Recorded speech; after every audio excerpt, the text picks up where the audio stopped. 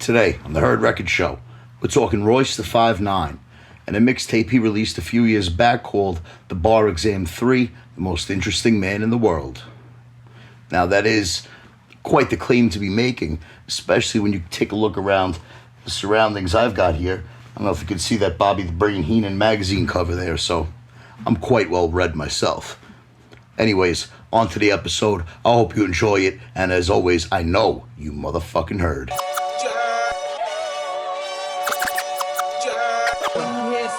Make sure you hear it right. Records. You heard records.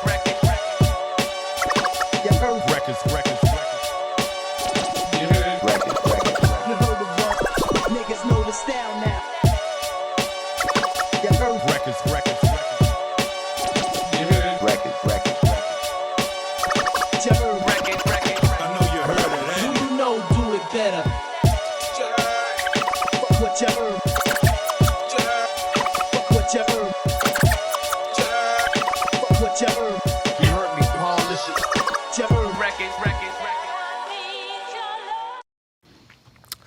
All right, welcome to the Heard Record Show.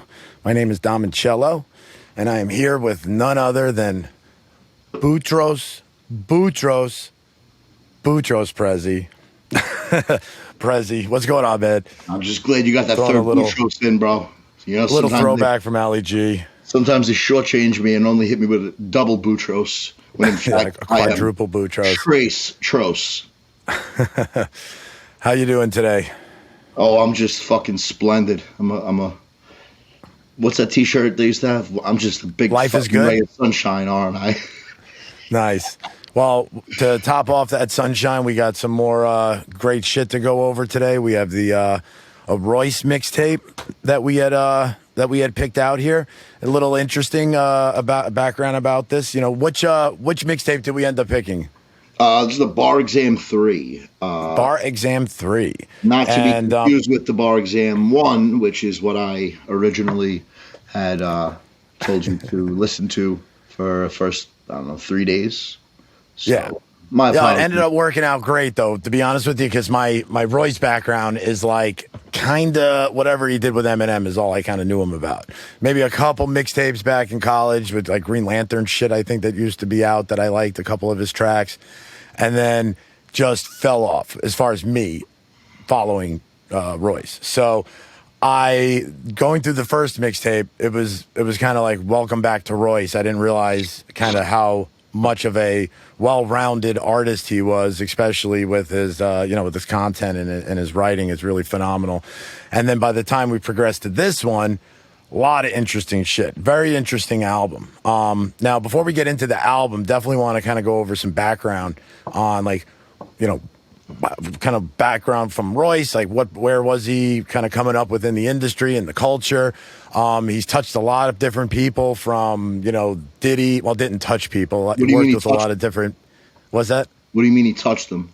I meant he worked with a lot of different people from, like, Dre. He wrote for Dre and Puffy. He did work with Eminem, obviously. He had a couple of his own. He had a duo or two he was in. Can you give me a little bit more context on kind of like how he was positioned up until this mixtape? Yeah, I mean, the reason I picked this mixtape is because I have an affinity for projects where there was change in the air.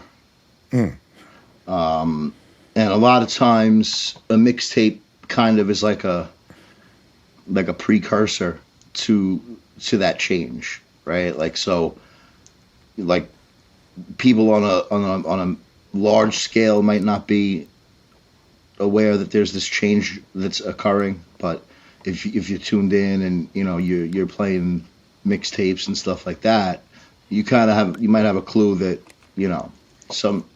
the trajectory of this artist's career might be changing.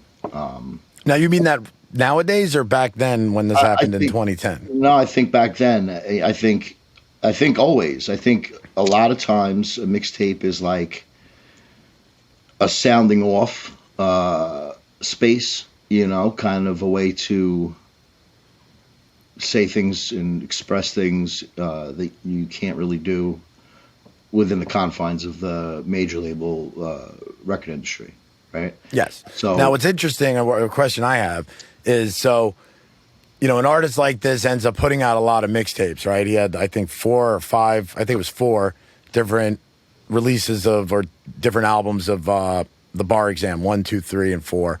And I'm sure there was probably 1 or 2 other mixtapes he's done. So he has quite a bit of mixtape projects out there. Did he have issues with labels when he was younger that kind of led him to start expressing himself in those channels? Or was that because he was just kind of tuned in and knew what to do and was doing a bunch of work? What do you think? I want to go back to the first question. Okay. Because you had said, to give a little context of where he was positioned up until. Okay. And so, what was going on with Royce was that Royce was his own worst enemy. Okay, as far as within the industry, I had a feeling he had. This is a guy who never drank his entire life, and then when he was 21, he's out with Eminem and Dr. Dre out in Cali, and has his first drink. Right. That's it. Right, for a while. No, but he became an alcoholic for a while, right? Think about the psychological of you never had a drink in your life, and in a moment that is without question like the pinnacle, a right? high of all highs, and you associate it now with drinking, right? That's rough. I mean, it's almost like if there was a way to guarantee you're gonna have a fucking problem with alcohol. It's if your first drink is with fucking Dre and Eminem, and you're an inner city fucking dude who's, this is like all overwhelming. Like you're gonna have this super positive association with alcohol, and yeah. Then you're chasing like you were at a high, and you got even a little higher, so you're at like this absolute highest point of your life, and then you're chasing that for a while. So while Royce had never been denied that he was incredibly talented. First of all, there was this like weird thing where he didn't like the idea of like being like an Eminem sidekick, right? Like so, like Eminem had D12, right? But like Royce wasn't in D12. You know what I'm saying? Like, yeah, he wasn't an Eminem like disciple, so to speak. Like he was his own guy. I was reading that I think in Wikipedia he even had beef with Bizarre. He had beef after him for a while. He was going at all in D12 at one point. He proved. Now was that when he was drinking too? So he was a little kind of like super ego-y? Yeah, absolutely. Yeah, absolutely. And so at this point in 2010, Royce had fallen out of different major label situations and did some indie stuff.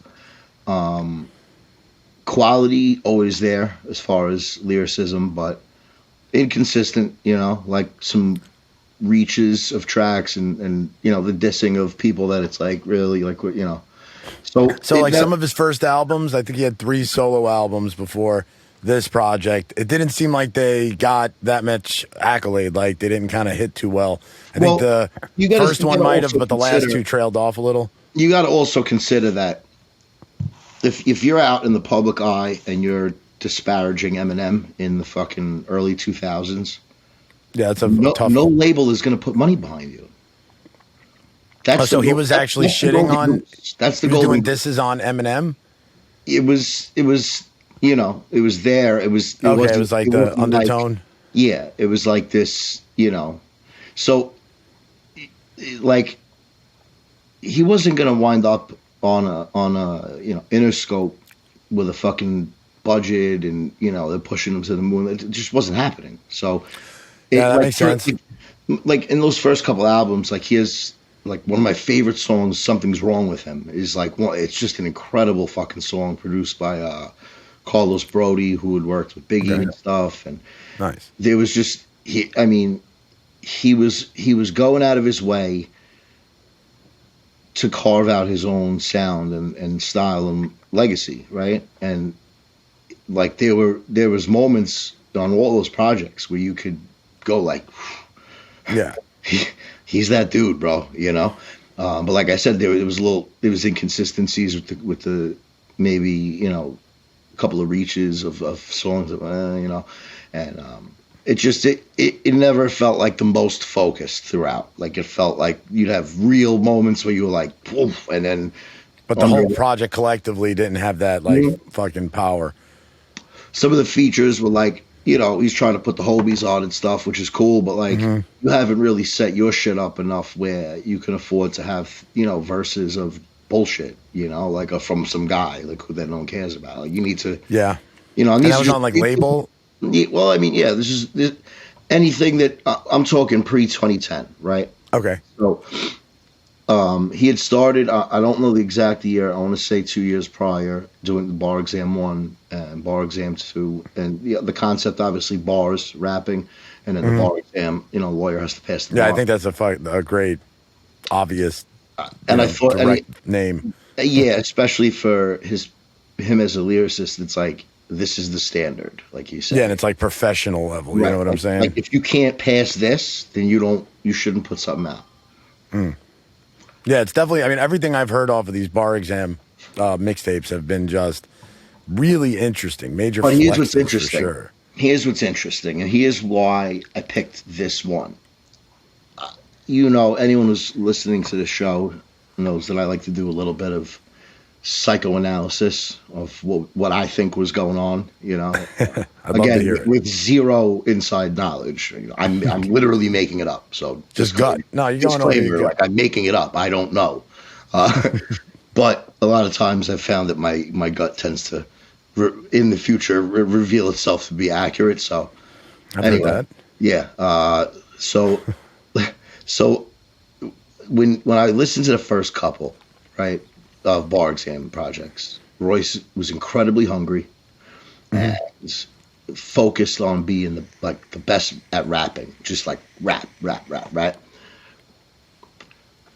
When I listened to this one,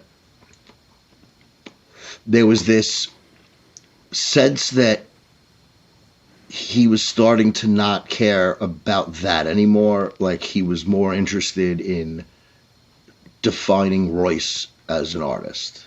Okay. It had so much personality on this project compared to like give me an example of one instance of this, like just the most interesting man in the world theme that he carried throughout. Yeah, I really liked that. That was clever. That was brilliant, and then some of the stuff he says, like I got a Kangol made out of LL Cool J's chapstick. There was another one too. He was what he said. Evander Holyfield's ear. Yep. I mean, like just these outlandish. So it was this like. Now, how do you think LL Cool J takes something like that, like this little fuck, or like he laughs at it? You gotta laugh, man. It's not a diss, At any time that, in my opinion, if you're from an era prior, anytime current artists are saying your name, it's paying homage.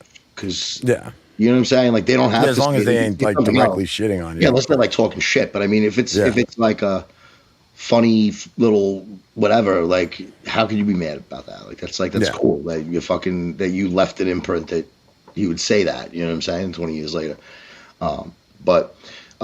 So when I listened to this project, like Vagina is another example.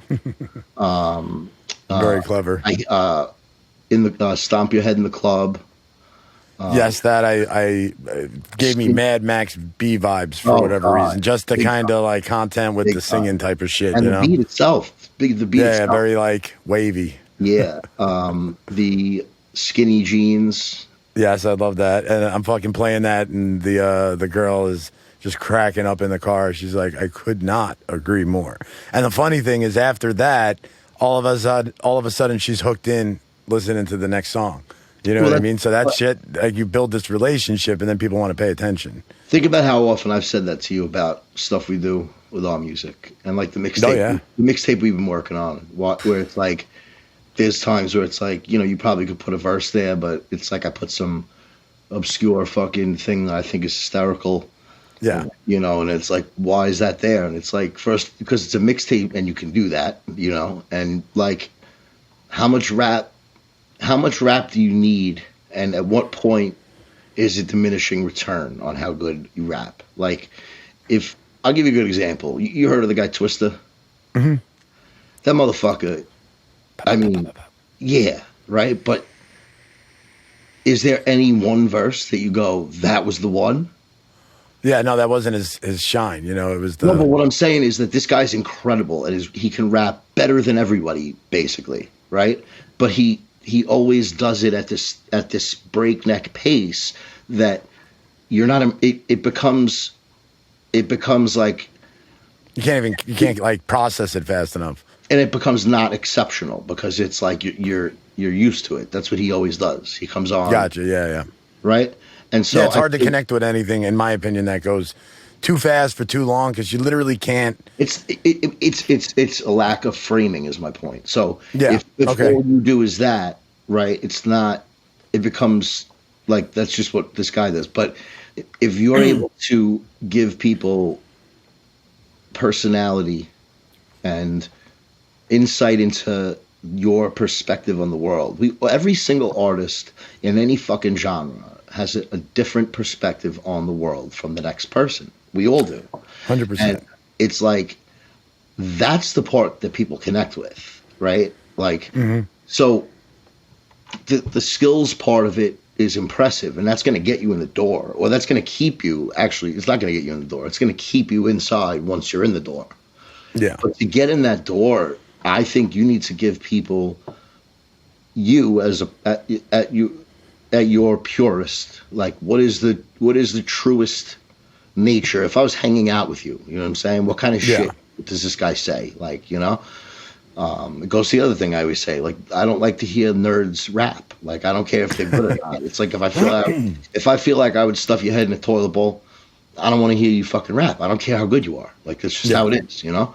So the thing with this project that stood out to me was it felt like he's done rapping to be the best rapper, and you're gonna start getting the person behind it soon, right? More Royce, yeah. And I think, like, you know, that's gonna be where he shines because he obviously can rhyme. So you have that already there. It's not like that's gonna go away.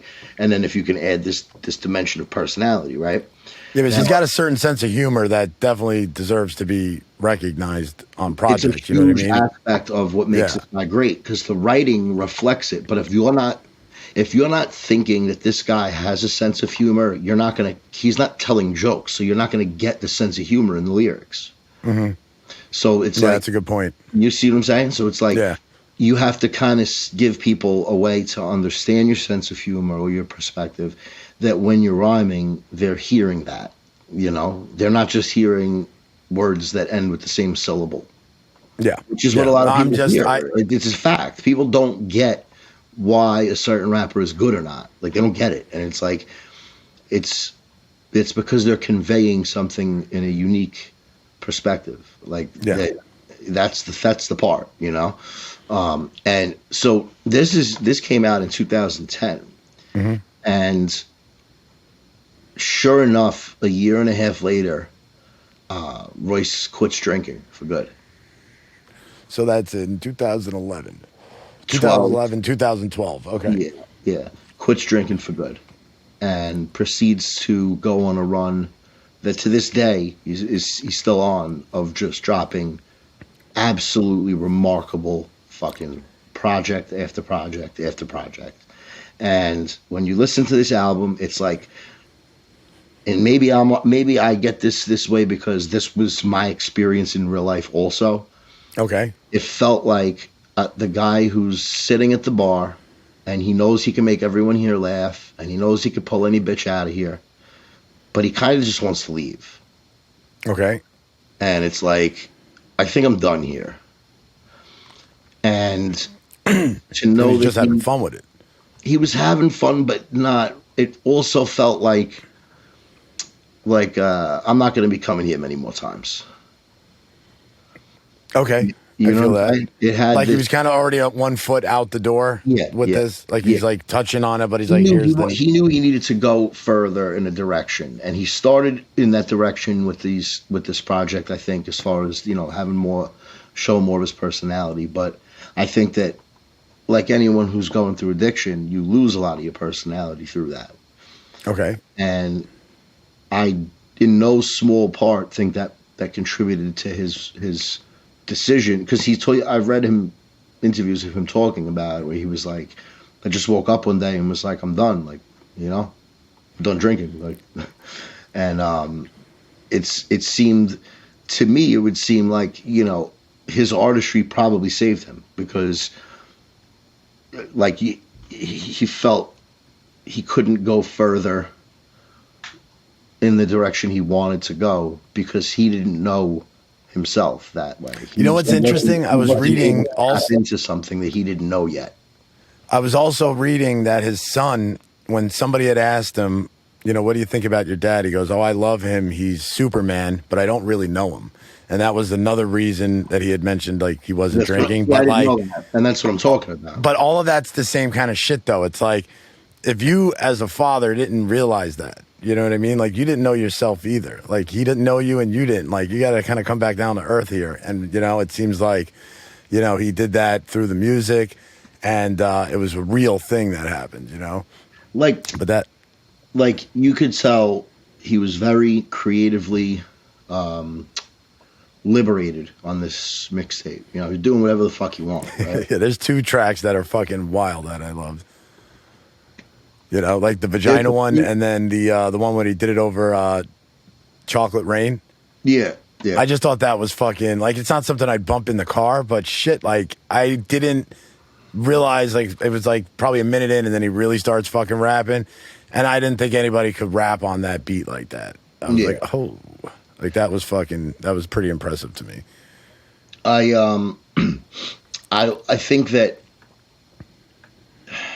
think that it's also telling, in my opinion, that the few songs that he like goes super hard are like, it's almost like he knows that they're gonna be less memorable, even though they're I feel like he gave a few absolute masterpiece fucking rap songs on here.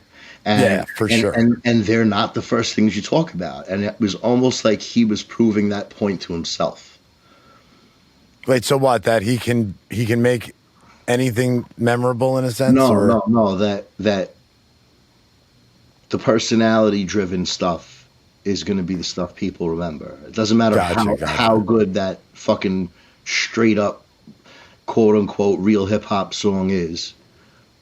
If it's not infused with enough personality, it's not going to be the thing people talk about. People are going to talk about the ones where, it's the person and their perspective that allowed for that song to be made. Exactly, because none of those, like those 2 tracks we just talked about, nobody else would even be able to approach it in a similar manner. Like, that's totally him. Right. So you understand what I'm saying?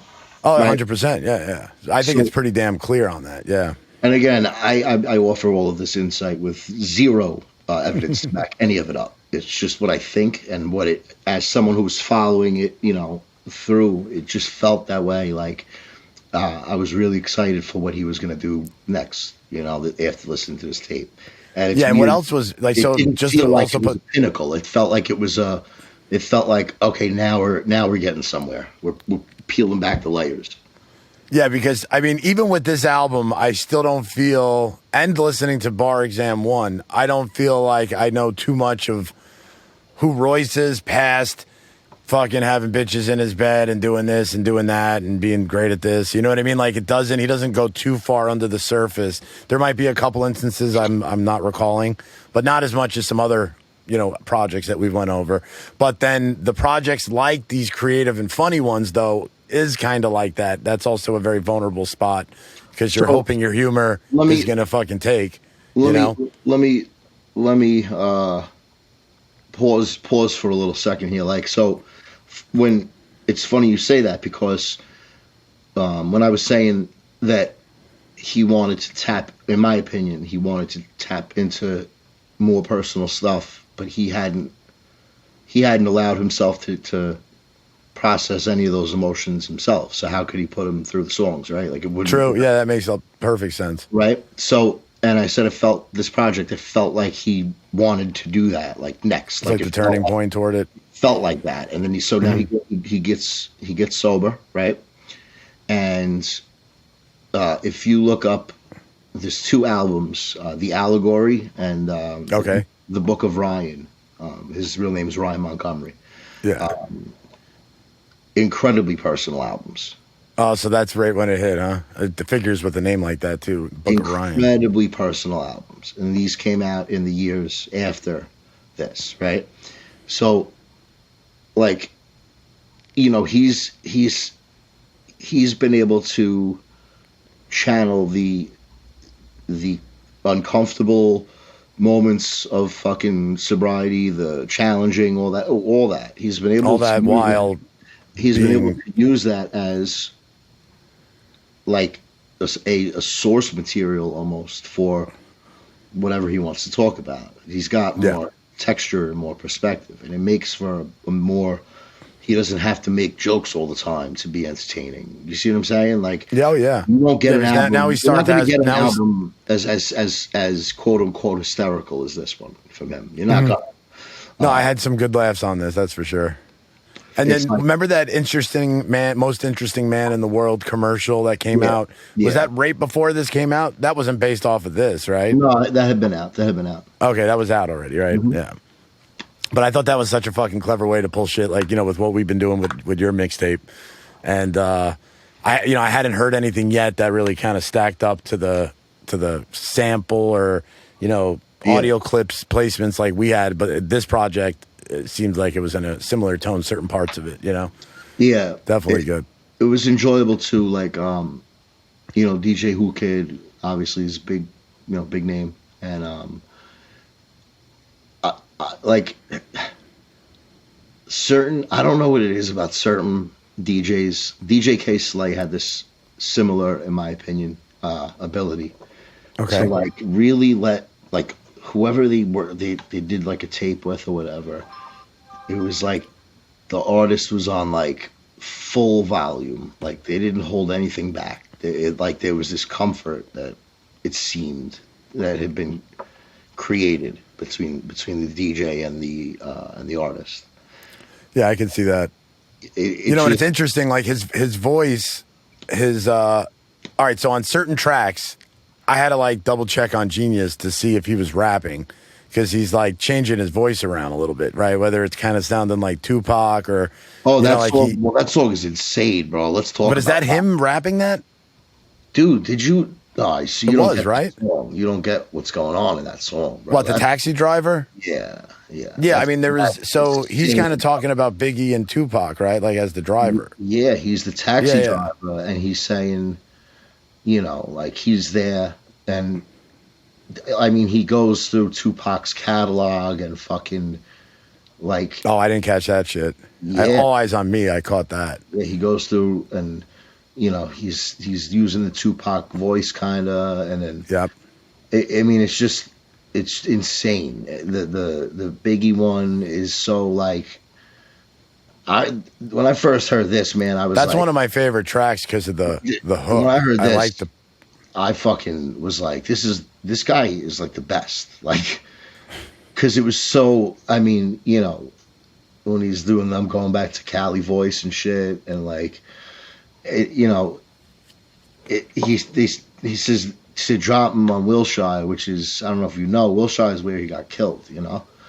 And so it's like, it just was very like detail, but it's obviously fictional, but it was like based so closely on the actual events. It was just like one of those, like, to me, it was like, you know, how do you not put this guy like real high on fucking whatever list you have? It's like a similar tone to that Nas track that you even redid on a project that's coming out in the future. I know what you're talking about. Which track is that? I Gave You Power. What is it? I Gave You Power. Where it's like you have a situation and it's just an offshoot perspective you wouldn't normally put yourself in, you know? Yeah. Which I think, you know, that takes a lot of skill, you know, and like to be able to write that. So at the end of it, we're talking like this about it, you know, you got to make sure you fucking hit with that. No. But this was a big project too. It was 29 tracks, I think. 29. and there was a lot of skits, and the skits really did a big job at steering kind of, your feeling toward everything, because he was really connecting with you, and he has a great way of talking, and it feels like, it's a friend sitting in the car next to you. As far as the sequencing of this album, right? I'm curious what you thought on that, because at certain points it kind of feels like it's all over the place, but it might just be because I, hadn't listened to it for a couple of weeks or anything yet. But it also, it almost feels like it's a catalog of all the things he can do, because he's kind of like either trying to test it or show people that he's writing. I mean, I got some of those vibes, because he even mentions in a couple of times that, hit me up if you need somebody to write. And I wonder how much of this is a calling card for just all of those reasons, or just happened to look that way, Yeah, he's ghostwritten for everybody. I mean, and he's done records for Puff. He says, I forget, he names a bunch of people that he wrote for, but he's, it's well known that he's someone you can go to if you need someone to sound good, Yeah. Yeah, he seems like he's an impeccable writer. You know what's actually great? I don't know if you're aware of this, but you remember the Dr. Dre album 2001? Yes, very much. Okay. You remember the song Explosive? Yes. Okay. So Royce was writing for Dre at the time a lot. Okay. And there's a version that came out, leaked, of what the song that would go on to be called Explosive. It was called The Way I Be Pimpin'. The Way I Be Pimpin'. And it's rapped by Royce, but he raps clearly, it's a reference track for Dre. He raps he sounds like Dre. And it's like, oh, and he's like, this is how you're supposed to do it. well, that's how it works when you're a ghostwriter. Is you write and then you record a reference, a demo of it. It's like a reference track, so that's why you have to know how that artist sounds. That's the skill of that, is that certain artists can't say certain. They don't know how to. You got to work with what their skill set is, and kind of how their mouth works and shit. Some people can't say certain words. And what they sound, and also what they sound best saying. Yeah. That's tough. That would seem super tough to me. Very tough. And so the song is Explosive is such a banger too, so I can't go as far as to say, I like it better. But that The Way I Be Pimpin' is such a fucking cold ass record, bro. I love it. And I gotta check that one out. I always wish they would have found a way to I don't know, put it out as something else, or I was just damn, man, this shit is so fucking When cold. did that one come out? Well, it was for that album, so I mean, it leaked. So it was early 2000s? Yeah, I heard it when it 99 maybe. Oh, okay. Yeah, because that album was called 2001, but it came out in 99. Nice. That shit came out. It was because it was going to be called The Chronic 2000, but then Death Row came out with an album called The Chronic 2000 just to fuck with Dre. That was the reason why they did that? So even though there was no, Dre wasn't on it, nothing. They just didn't, they knew that people was looking for The Chronic 2000, So then, that's whack. I didn't know that. So then That's Dre crazy. had to just name, he was going to name it The Chronic 2001, but then it was it's so similar. So he just named it 2001. And it's such a, I'm in the minority of people who will tell you, I don't think that album is a classic. I think it's good, but it's not, in my opinion, it's not all it's cracked up to be. I think it aged very poorly. I don't think. It was hot when it came out. I remember I was the bumping beats that. I are had always that CD be in my car. impeccable. The beats are always going to be impeccable. I mean, Dre's not going to make whack beats, but when you listen to the first Chronic album, it's you could just feel this changed things that were going on at the time. Oh yeah. When I feel I'm biased because I know things changed around the time, but I feel even someone who heard that, in a vacuum kind of scenario, would look at you after and go this album was important, huh? Yeah, the different sound. That was like, You know, it started. this was significant, I think, right? Yeah, it was. Yeah, yeah. I feel like blind taste test kind of deal. Like you would know, like listening to the Chronic, like, oh, this probably made a big fucking impact. No, whereas the other one, I don't think there's more than two moments that you think that on that album. Yeah. But anyway, so with Royce, like his ghostwriting, that you were saying about the sequencing, and Yeah.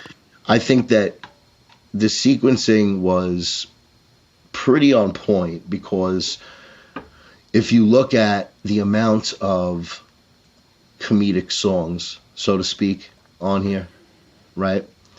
I don't think that you would. I think that the first thing you have to do is space those out. That's like the first thing you have to do when you're putting this project together. Especially those two really out there ones like Vagina and the one over Chocolate Rain. Those were all the way at the end. Like, so if he had you that long, then he kind of like got a little vulnerable and made a funny one. That's right, the way you probably think about that. Well, like, you figure you got Vagina is number 18, right? You got 13 is I Hate Your Pants. Okay. 15, Stomp Your Head in the Club. So like, That should have me rolling. Yeah, I think that the first thing you have to do is, if you're sequencing it, is go like, how are we, because there's a lot of humor in this, right? So how are we, and then all the skits. Yeah. So it's like, how do we kind of ease into it, right? How do we best position the records that aren't that? Like, how do we best position the serious songs, the more thorough content? How do we position those best to shine, right? And I think they did a good job with that, because it's either all of those type of songs are right after a joke or a skit, or right before a joke or a skit. Ah, okay, that makes sense. I mean, they didn't keep you in a very certain, like they didn't you know what I'm saying? They did a good job. Yeah, if it's too long, like there's some albums where that energy is just hard the whole way through, and you're like, ugh, at the end. Well, to me, I love albums like that, but like for certain, especially certain artists, like I only want to hear fucking stab somebody music from them. But I also am not going to listen to that every day. Yeah, that's for sure. Like, you know what I'm saying? Like, there's nothing wrong with someone just doing this vibe for like a certain album, and this is the vibe, and suck my dick, whatever. Don't like it or don't like it, right? But I think at the same time, if you're doing a mixtape, you're probably trying to touch a few different things, right? Like, if you had a cohesive theme that was that you could articulate that clearly, you probably would just make that an album. True. Okay, that makes sense. Yeah, like as far as like separating an album from a mixtape, I see the line, but I see it more and more every time we go over another mixtape. You know what I mean? Yeah. It becomes obvious. Now, like with the background on him, I was reading that it seems like he always had all these opportunities, whether labels approached him and they ended up not working out, or Diddy was about to sign him, Nas was interested in him. Is that kind of further evidence of him getting in his own way, or do you know any of the background behind that? I'm just surprised with so many opportunities that didn't work out. Why did they work out? I'm wondering why. Well, the first thing I thought when you asked me that was, like, to me, it worked out perfect. Yeah, I mean, maybe it was intent, and the other answer could be that it's like the way we're approaching things, and it just didn't fit, and he said no. You know what I mean? But I don't know enough about him if that's what he was doing. I'll put it to you like this. I have, right now and 20 years ago, I have 0% interest in hearing a Puffy-produced Royce album. Yeah, I hear that. I wouldn't. So he probably knew that at some level. I wouldn't care if it came with a fucking Medal of Honor for fucking buying it. I still don't fucking want to hear it. Yeah. And that's because I don't like anything Puffy has ever put out since Biggie died at all.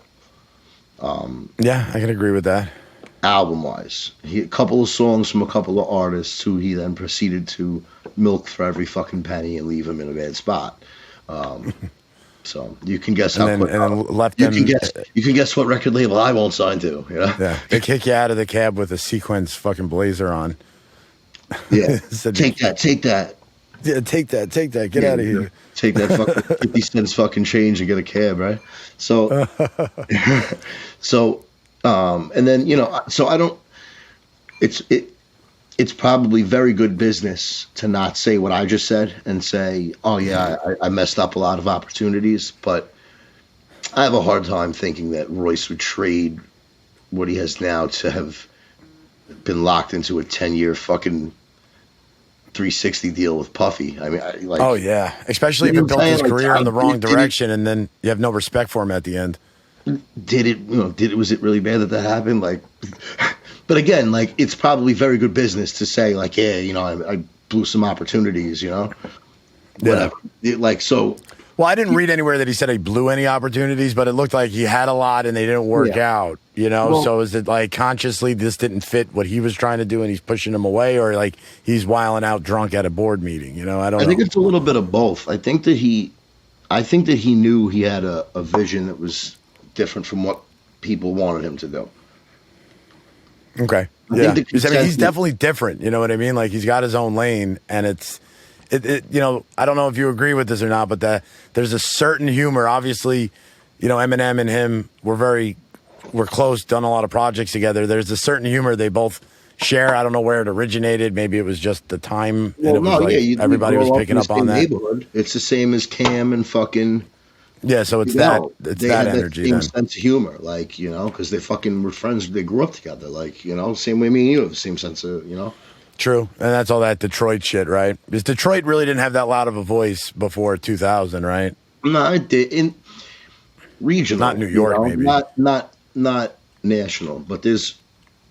It's a myth that a lot of these cities like didn't have artists or whatever. Like, they might not have had the top 10 artists on the radio, but any inner city is going to rapping at that point. It's going to have music. Yeah. Yeah. They want to be getting signed, but like I mean, this is way off topic, but like one day we'll talk about fucking what Master P did in the South, and it just how incredible like what he did was. And people will go like, oh, I don't like his music is trash, and it's like, if we're keeping it a buck, that makes it more impressive what he did.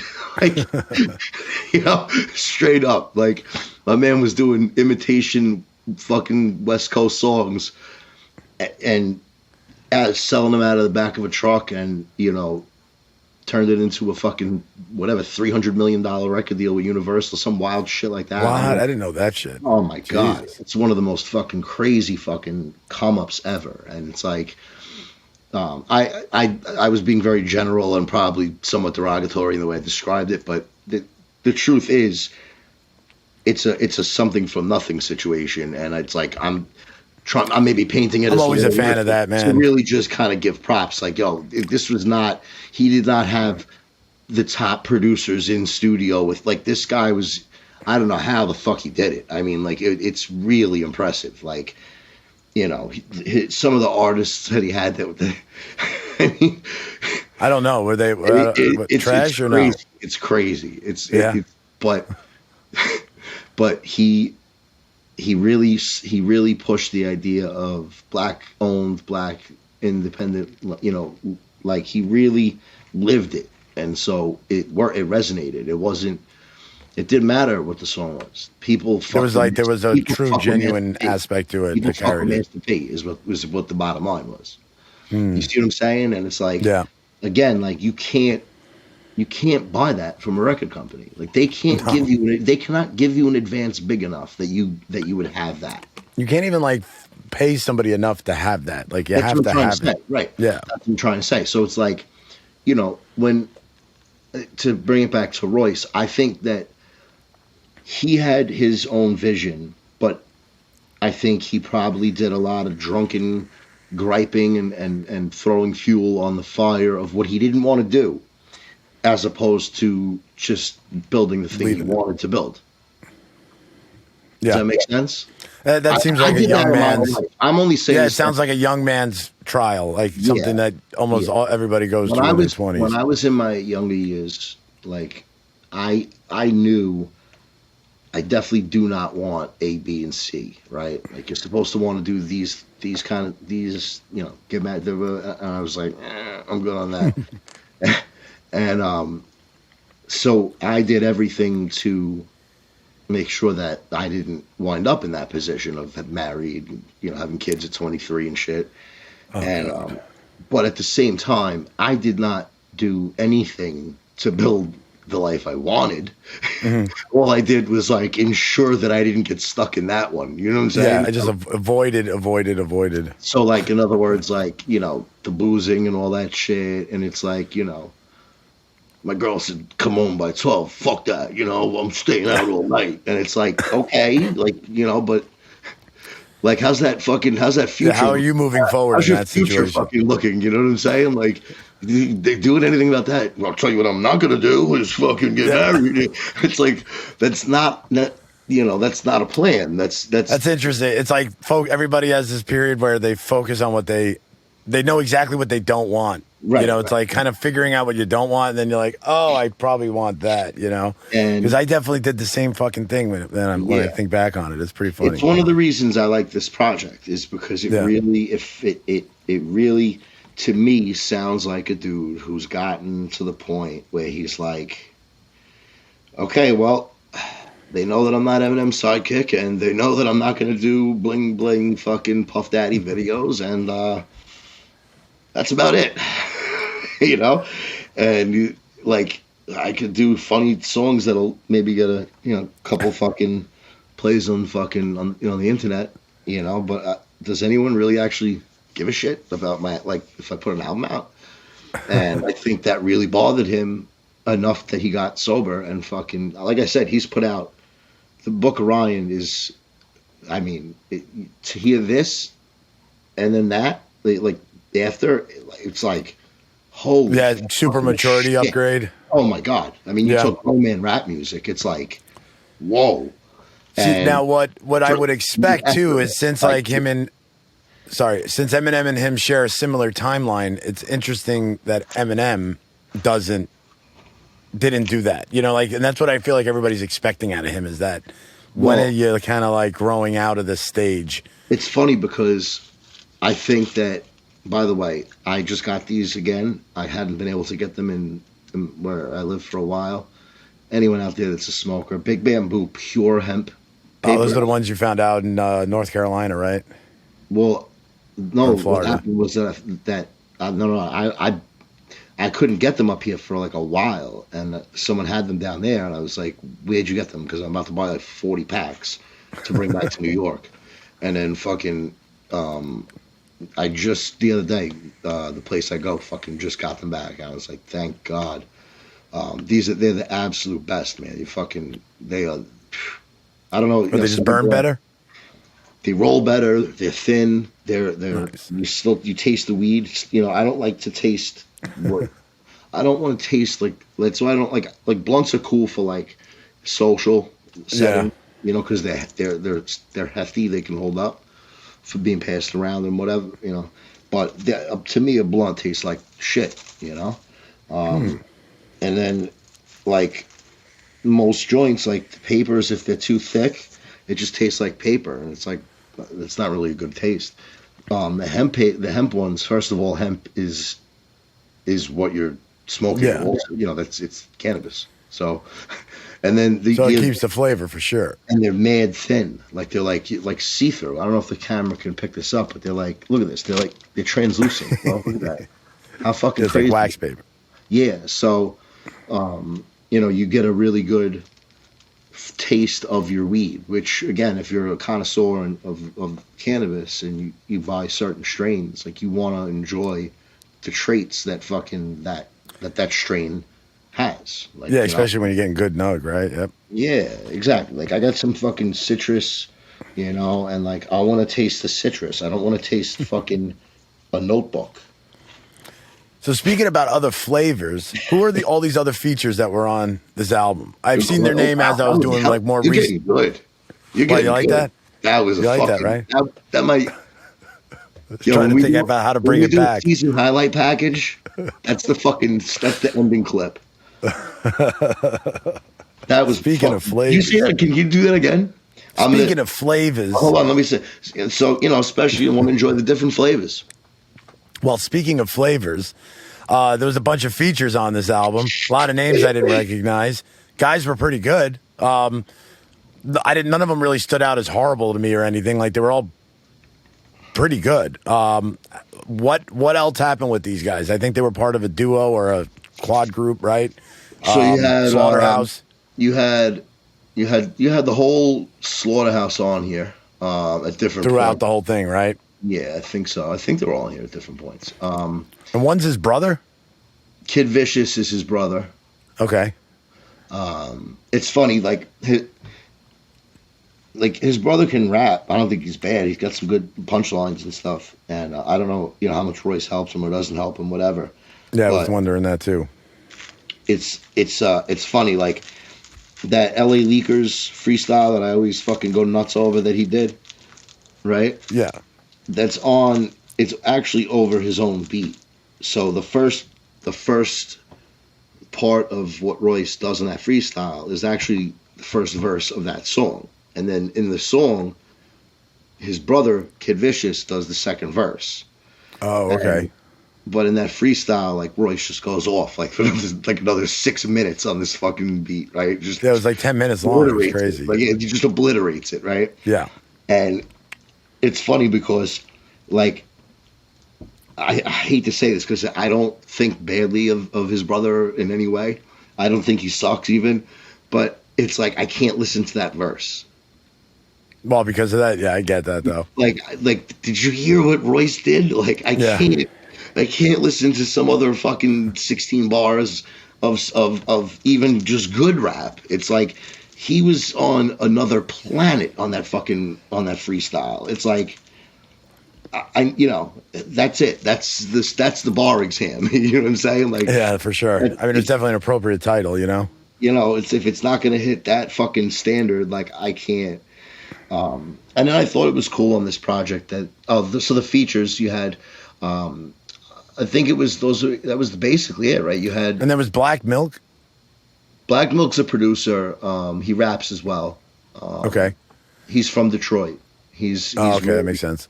And he's very, very highly respected and rightfully so. He's dope. He had a project with this guy Guilty Simpson that I like too. They had a couple of joints. Detroit had Detroit's indie scene right around this time was fucking out of control. Like it was like really popping. Like you had Trick who's on here too.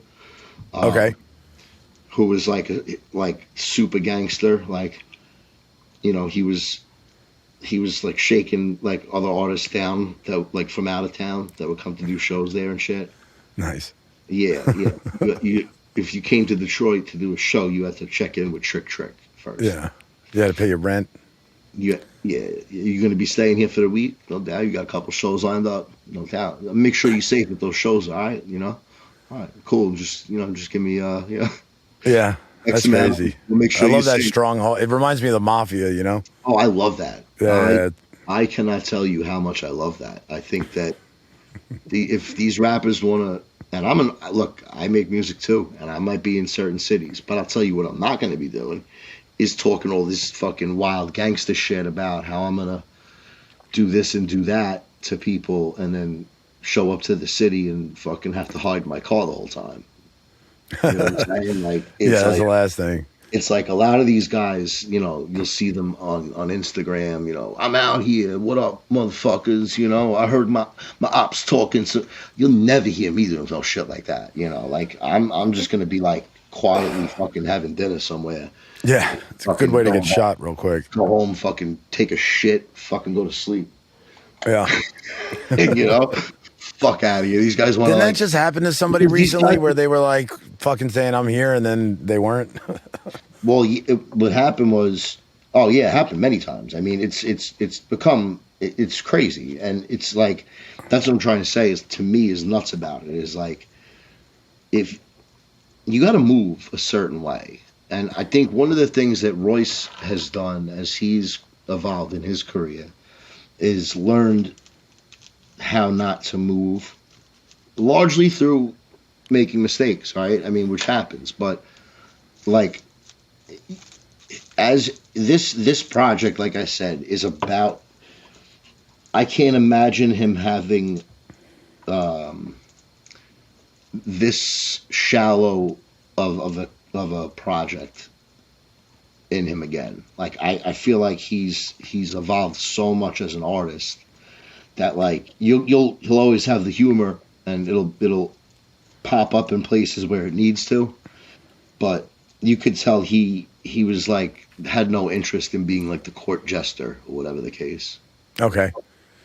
Yeah, I mean, so when he quit drinking, I mean, it was a complete 180, right? Like you totally were able to hear the difference in the work before and after. Well, he says, and I've heard this from other people, even someone I'm working with recently. He had issues with different substance, whatever, and a lot of people say that they feel like it's like starting over and they have to like relearn how to write and relearn how to deliver. I could see that because they've associated it with this process that involved, ingesting large amounts of whatever. Yeah, and then when you're doing that for so long, you associate who you are to this certain image that now no longer exists, and you have to kind of recalibrate to how you feel. So it's a weird thing. I definitely had to go through that. Still going through it.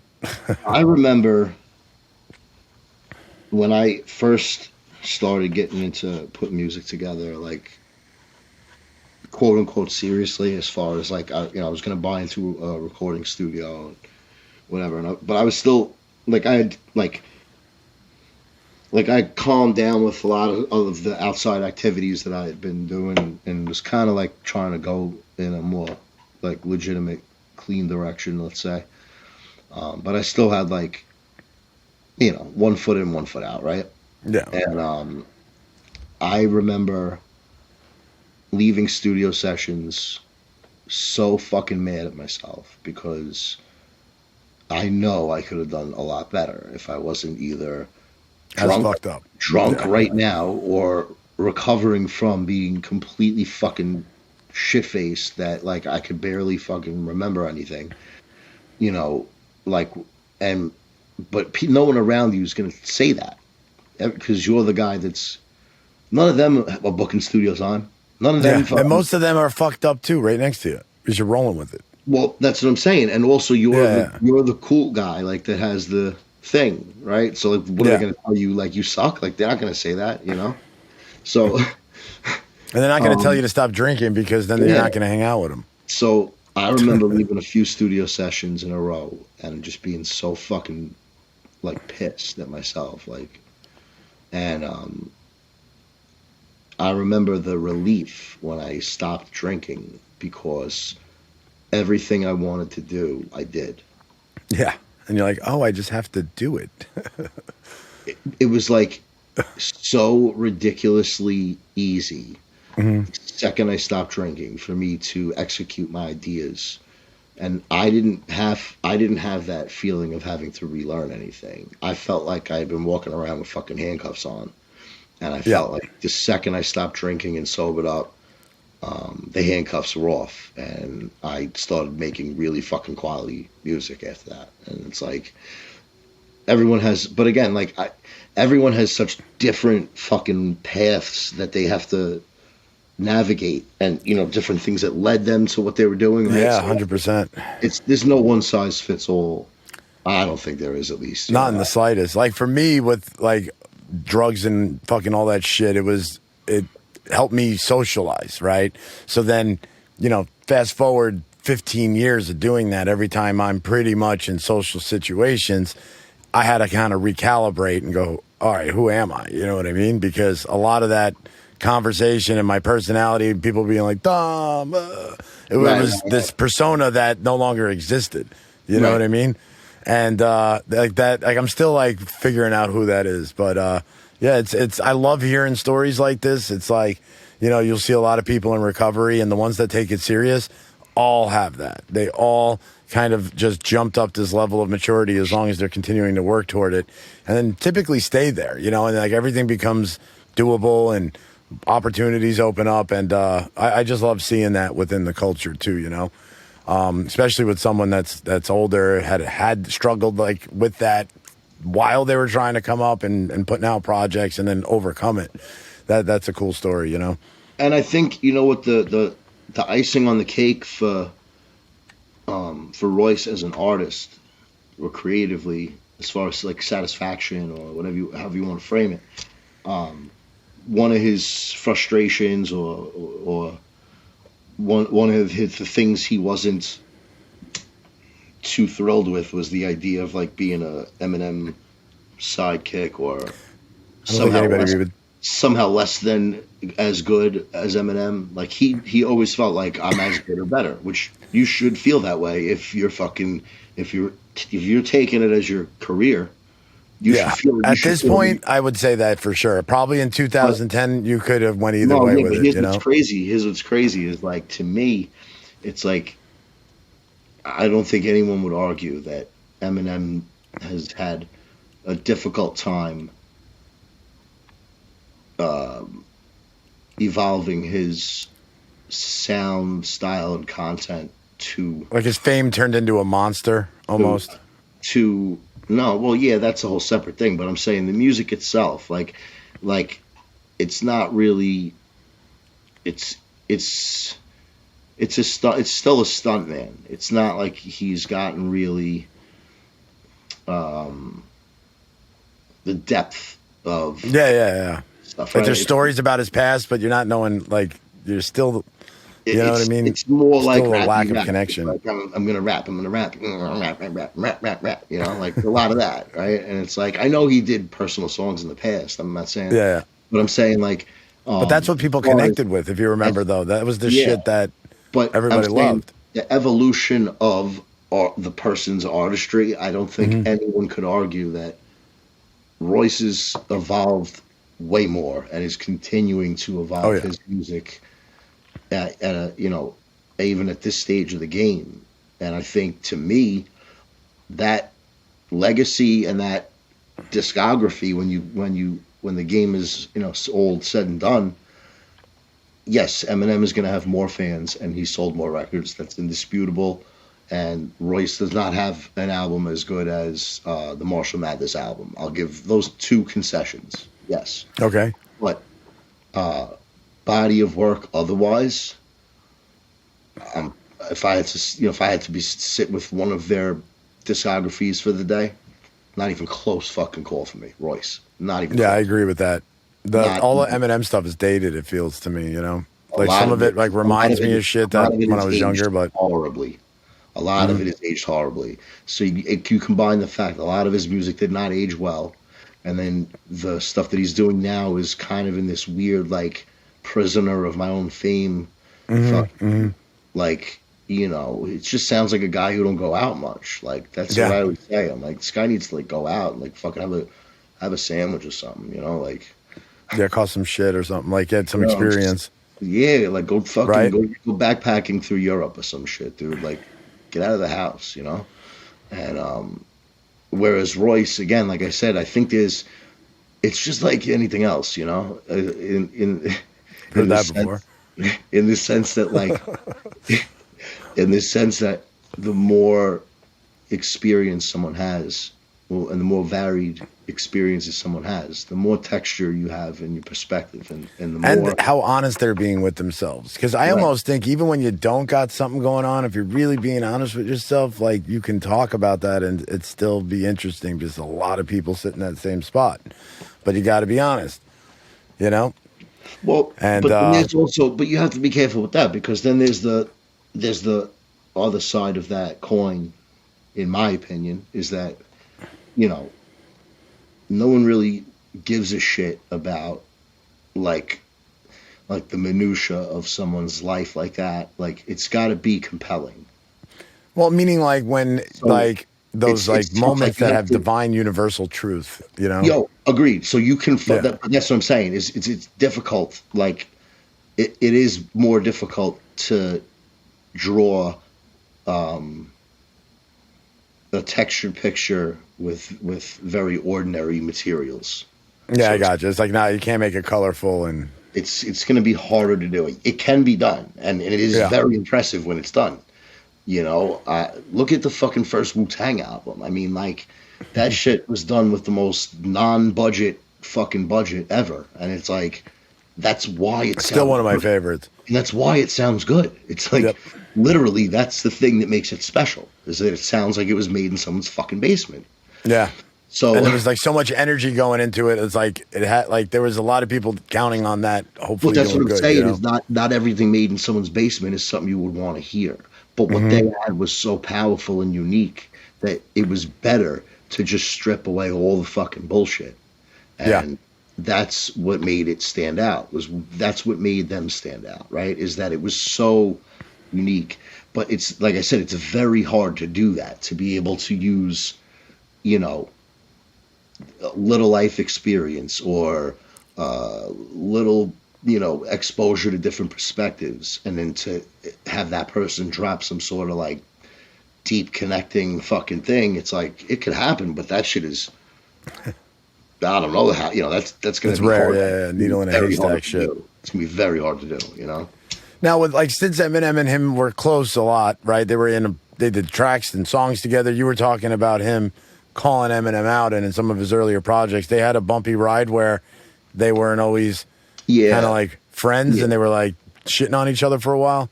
Yeah, because I think so. Okay, you remember the song Renegade? I was just gonna bring that up, but yeah, Yeah. So Royce was on that song. That was Royce's song, yeah. And then they brought in Jay, and yeah. So right? And that yeah, that you know, I mean, I don't know what happened there. Like I just know that they brought Jay in, and I was about to ask you. like, he wasn't thrilled. Okay, but it was because like they had some beef, and he's like, "Fuck you, you're off the track," type shit. I think maybe there was some sort of that already, but I also think that there was probably some that hey, Jay-Z wants to get on here. Oh yeah, like okay, sure. Which song he wants to use it on his album, right? So what do I do? Hold it for Royce, who's yet to break through on any kind of level, or give it to the biggest fucking artist in hip hop? Yeah, And sometimes I bet you Eminem- that his hands are almost Eminem's tied in those situations. Eminem has always wanted that like hood credibility, and like Jay-Z definitely represented that. Yeah, you know? that was So, the like, first time they were together. Yeah. Yeah. So for that, Yeah, it was a big moment then. you know, it's like I understand why M would do it, and I don't know that Royce did. Maybe Royce got paid a lot for it. I don't know, you know, but whatever. He felt the way about it, obviously, and there was words that were like he would always talk shit about D12 and you know call them fucking you know basically Eminem's weed carriers and shit and just you know.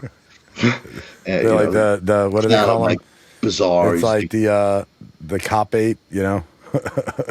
yeah, he would make Yeah. fun of Bizarre all the time and shit.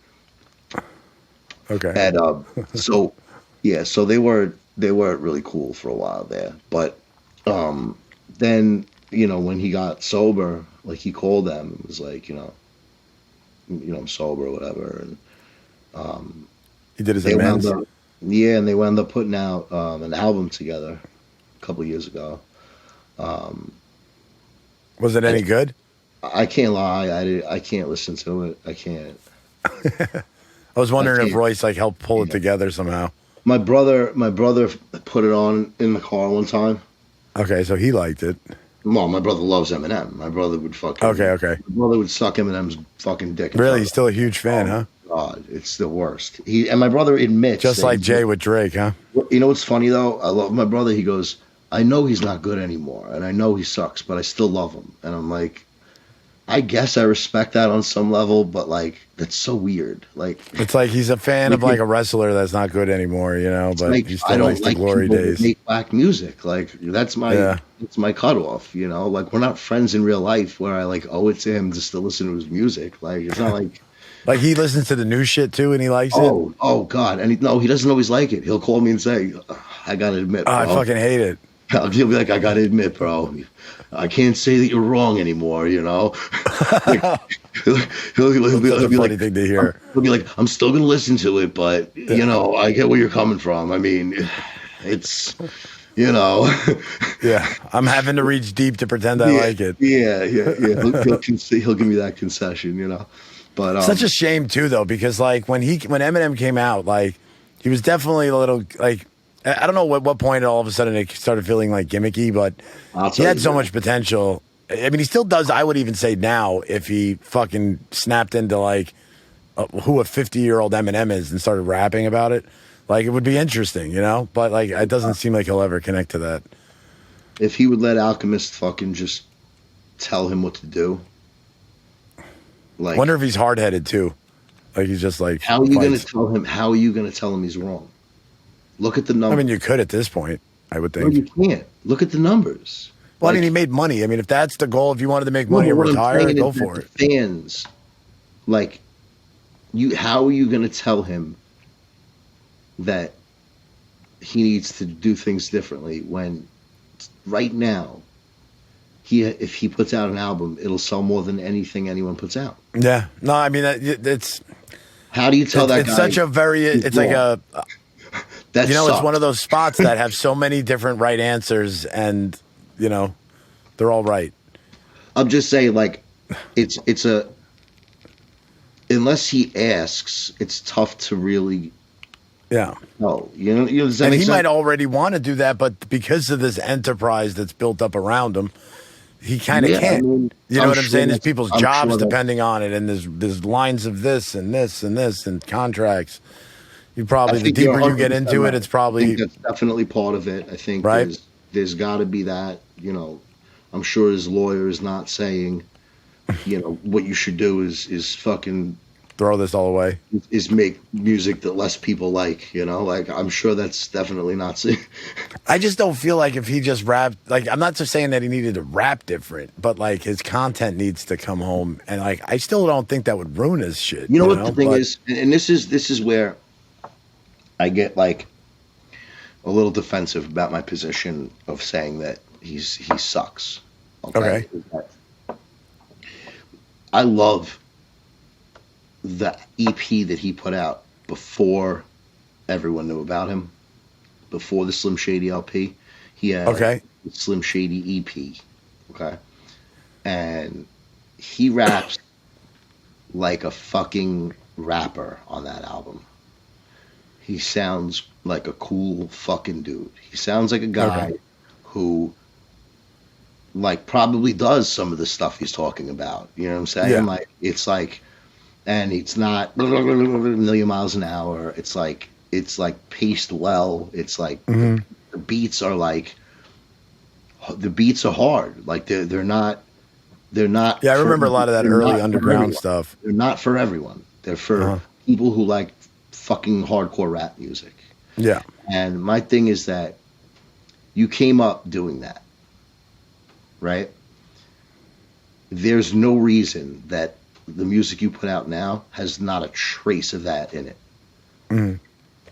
There's Yeah, not a that's what's- trace that there. It's like to sit like people make it like that like he needs to change. It's like he already did change it. That's how we got here. That's why he sucks. Yeah. Now. Yeah, you're That's right, why because he- that was like, and again, then there's with all of that. I mean, I couldn't And imagine that's because what even when I here's got my what's life, crazy. Here's what's crazy. That is what got him signed to Dre. the earlier shit you're saying, the Yeah. hard shit, yeah. Yeah. So why do you think Dre doesn't do full Eminem albums anymore? So it's Eminem then. Because he that's the can't stand this shit problem. either. He probably Yeah. He probably wants to fucking smash his head into a wall when he hears his fucking It shit. just hasn't evolved at all, and that it's like hearing the same thing over and over again, hoping for something else, right? I mean, at least that's how I feel. If he would just be like, yo, Alchemist, how would you put a project together for me the way you do for other artists? If you would like, and Alchemist would probably do that thing where he like, I mean, you got your own way of doing it. I don't want to, because Al's very like laid back. That's why. Yeah, he's not gonna force anybody to the do vibe he has with people is because he lets the artists do their thing. You know what I'm saying? And I feel like if M really persisted on like, nah, but for real, like, like tell me, I feel like Al would be like, slow the fuck down. Yeah. like before we do anything, just fucking slow the fuck down. I'm gonna play a beat for you. I'm gonna play a beat for you. It's at 82 BPM. Don't rap at 160 fucking 4, please. Yeah, and then it would be something I'd probably want to listen to, or at least again, hear pure out. speculation. I don't know. This is what would happen, but that's to me is like that's why you haven't heard an album from them. I mean, he's his tour DJ. Of course, he has access to him, but it's like, what if M doesn't want to do something differently? You can't tell him he needs to. He doesn't have to do anything. Yeah, and then when you get older, man, your head changes. You built this thing that's kicking off more money than anything else, and maybe you just want to keep it going. And Al's got this fucking beautiful setup with what he does and the relationships he has with artists. So envious of that. He's not chasing a fucking Eminem fucking album. Like, are you kidding me? Like, you know what I'm saying? So it's like, you wouldn't even want that noise around your shit. It might fuck up this, the precious second Eminem natural grown shit. Let's put a fucking 80s fucking rock song on here.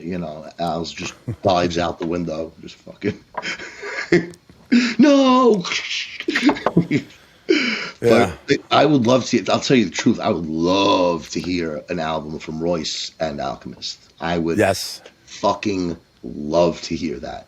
He had one. He was on a couple Alchemist tracks over his career, right? They worked together. Yes. Yeah, and I would pay full price for that project, like a full Alchemist Royce project. Speaking of like the producer, right? So who was the DJ that put this one together again? Who Kid? DJ Who Kid? DJ Who Kid, yeah. Who Kid, right? How much? What do you think he added? Because I don't know the DJ myself that well that I know his accents and shit. The big question is, who added the DMX ad-libs to Vagina? Yeah, they get the crown. Because if Who Kid did that, he's producer of the year. Bro, that shit, when I just hear him go, yeah, the DMX voice. What? Vagina. That shit was mad clever. I had a good time with that one, bro. Like the way he set it up and he leveraged all the fucking funny things the original one said. Yeah. Where it's like, I'm the what is it? Shakespeare, a fucking big cock or whatever. It's just fucking ridiculousness. Bro, the way that he weaves his into like the verses into those things are like so crazy. Yeah, he like sets it up. Yeah. It's like really fucking good. It was like that was like, oh, I'm gonna make this shit fucking hysterical and fucking dope. Yeah. And successful on that for sure. I really still that Chocolate Rain one. I was listening to him rap in the beginning, and then I realized he was like kind of making fun of rap, like somebody rapping, I think. And then he like hit it hard. And I the flow on that, I just did not see that fitting like that. And then he fucking weaved around in all these different ways of doing it even. And I was like, all right, that closed me out with this one. Yeah.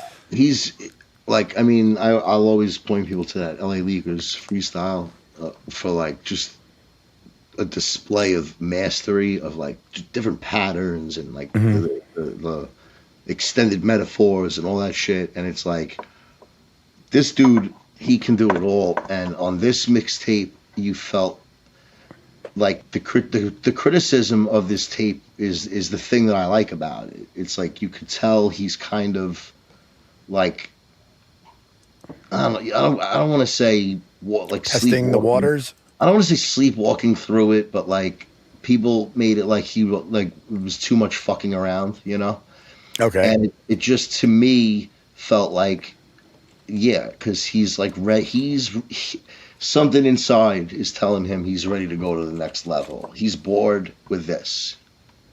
He's bored. Yeah, and he had said something specifically about that with this one. Let me see if I can find that quote. I had written it down. See, that I'm saying, like, I think I'm pretty spot on, because it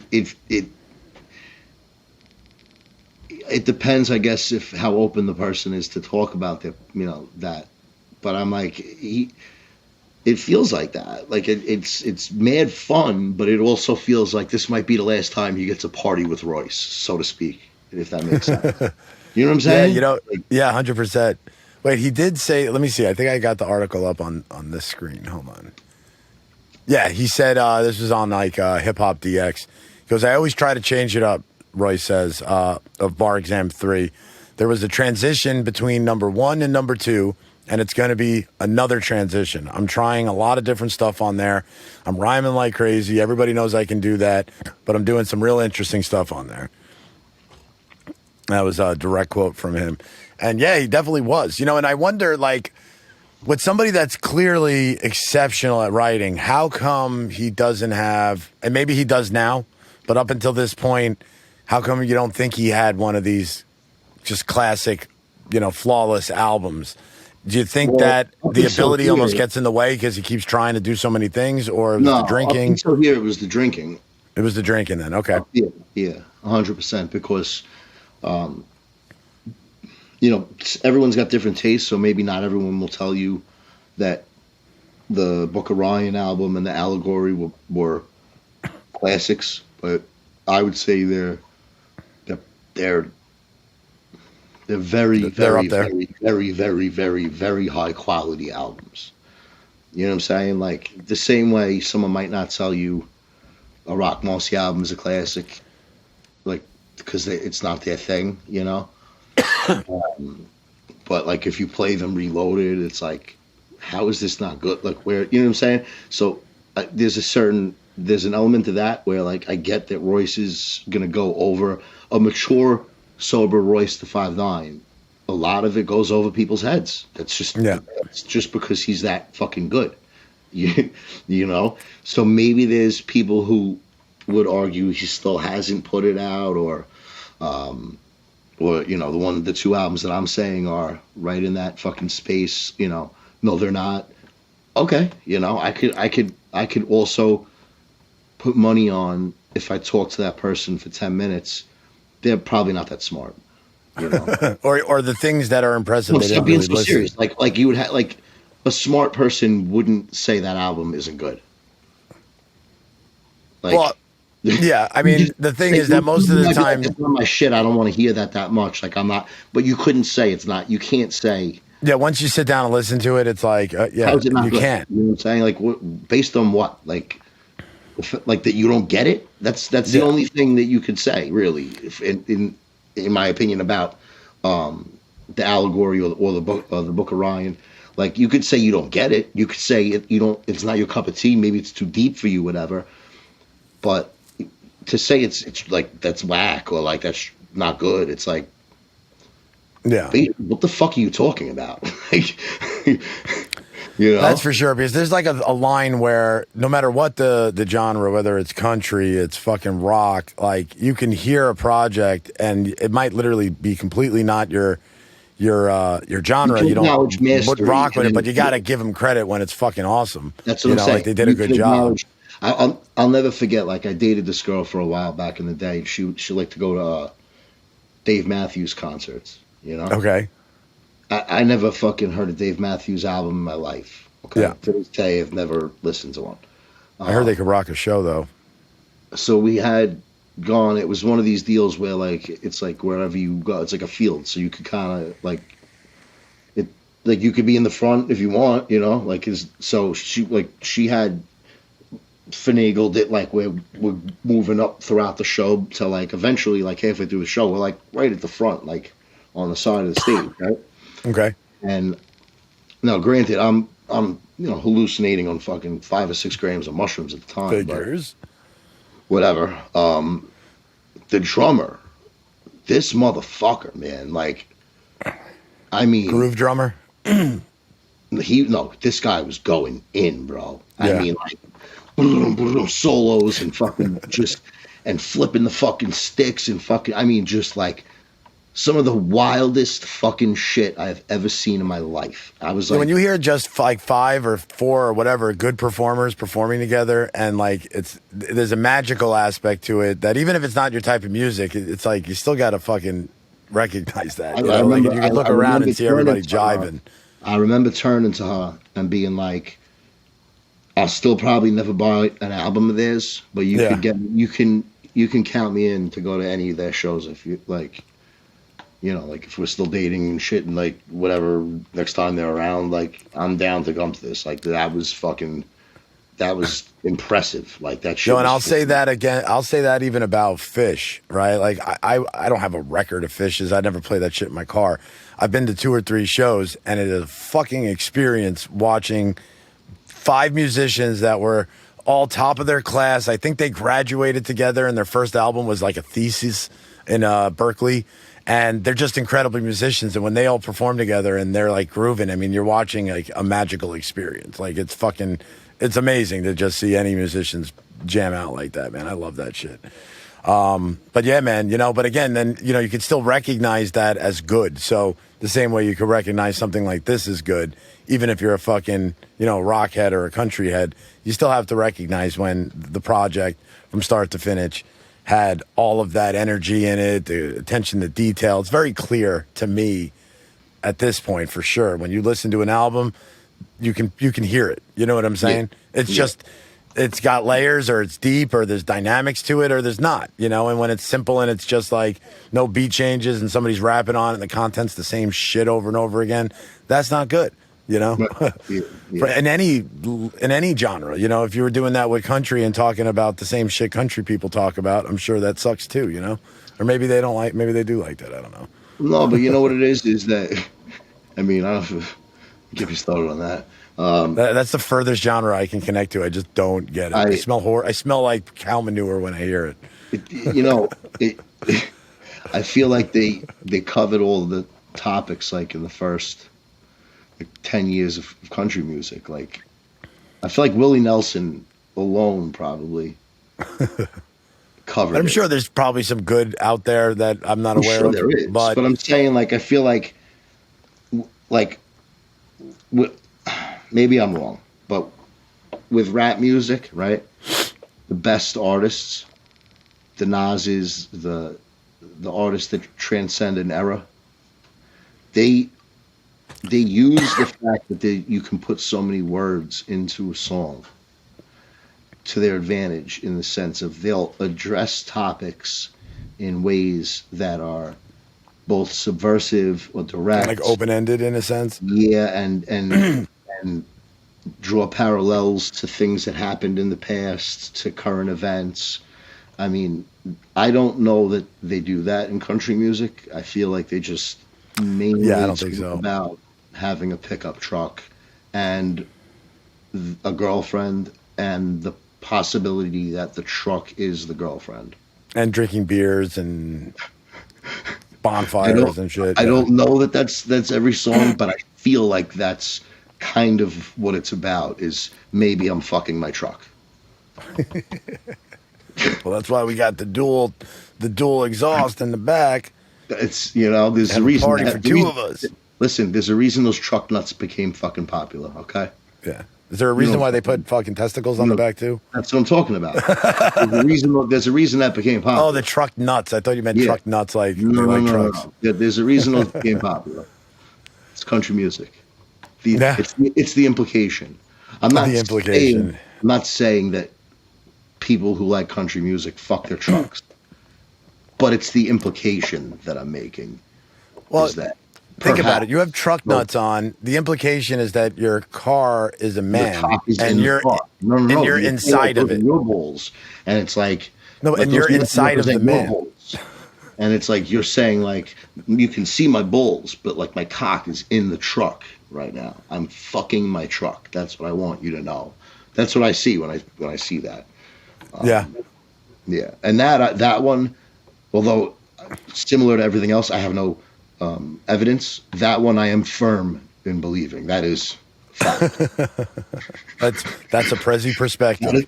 Yes, that is a fact. That A little is what thing I comes think. up on the fucking screen Yeah. like a PSA.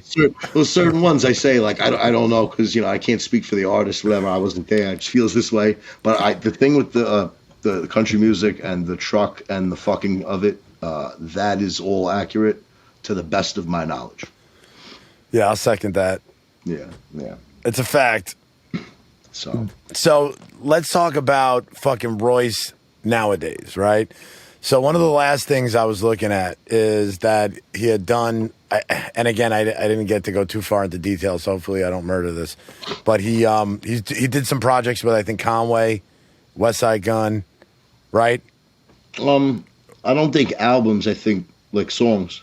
Okay, so do you my question is do you think he's trying to break now into, because there's clearly a different audience, I think, around Alchemist, Griselda, like it's a different hybrid audience in a sense, right? Where it's like they're just super fans, they're really into hip hop, and to get into that audience for him, because his age is in the same range, his lyrical content is up there. I think he's already cultivated that kind of. Like at this point, it's purely a mutual respect deal. That's what you think? Okay. Yeah, he's just working with other pros, like putting music together. Yeah, people that he likes their shit and they like his shit. He's definitely to any artist that's come on the come up, meaning anyone who got here after Royce, right? He's a legend. Okay. Yeah, from their perspective, 100% they look up to that. Yeah. Yeah. He's a legend. Scary Movie in '99 with M. Yeah. Who can't fucking rap every fucking word to that? That's a rapper. Everyone. No, he's got some that are definitely part of my childhood, like part of my and also there's life. There's something to, as an artist, that he stuck out those times that were not good and came out owning his shit on the other side of it and thriving. So it's like he's a legend. Like you know what I'm saying? Like you maybe as a fan purely from that perspective you could say he's not, but that from an artist perspective, Royce is a legend. Yeah. So what do you think? What do you think's in store for him next? Do you think he's going to just keep exploring this sober channel and kind of, with how he's been over the last 2 albums or so, or did he start breaking out into a different direction? He had been doing some there was like this social media kind of quasi beef among like people who were friends that it was weird. It got like a little like personal. Was that with Lupe Fiasco? I heard. Yeah. Okay, there was some freestyle between the two of them, and Lupe did a good job. Or someone else, and can't think of the other guy's name too. Yeah, I don't remember the name either. Royce was playing the OG role, kind of like that was cool. It was a good song. He wasn't getting like, I'm gonna fuck you up. Like, it was nothing like that. It was like, I thought it was cool. It was a good song. Like good fight, fucking give you a pound. Yeah. But he never came back with anything, which I thought was weird. Like he had like it was. I don't know. It wasn't. The whole thing was very weird, and it felt like it was set up that way. It felt like something went left somewhere along the way, and like this wasn't how it was meant to go. Does that make sense? Yeah, that makes sense. And it kind of just like they kind of just fell apart at the end, type of thing. And then the Slaughterhouse thing. The Slaughterhouse did how many 2 albums signed to Shady Records, and there was constant problems with what, like how they were interacting with each other. Joe Budden apparently is just very difficult to deal with. I mean, he had this, that whole thing with his podcast. I don't know, some people I guess will say he was right in these situations. Some people say he's wrong. I'm one of those people where it's like, tell me what right or wrong about what? Well, Did he like, say something on the podcast? oh God, yeah. But you know, podcasts a lot of times just saying stuff to drive traffic to the site. Yeah, you're right? trying to get someone to go, hey, you got to check this out. So he said Eminem. They're signed to Shady Records. Eminem's album comes out. Joe Budden's on his podcast talking about Eminem's album is trash. Yeah. I'll cause some. It's like you're signed to his label, you fucking idiot. Yeah. Like I get that there's something called like keeping it real or whatever, but like there's a way to say that you don't love the album Yeah. and fucking not completely disrespect the guy that's fucking paid for the fucking house you have right now, probably. Yeah. No, that's a weird one because, I mean, it's like either he's stupid or he did that intentionally, obviously, to cause all that. But it's, you know? it's stupid. It's fucking stupid, you know? And then like So that like fucked up that shot of them as that group. it was one of getting many further. things. I mean, there was, you know, problems with getting everyone in the same place at the same time and you know, There's a lot of unreliableness. ego's a motherfucker. I mean, you know. Yeah, it does tend to get in the way most of the time. Yeah. And You know what I mean?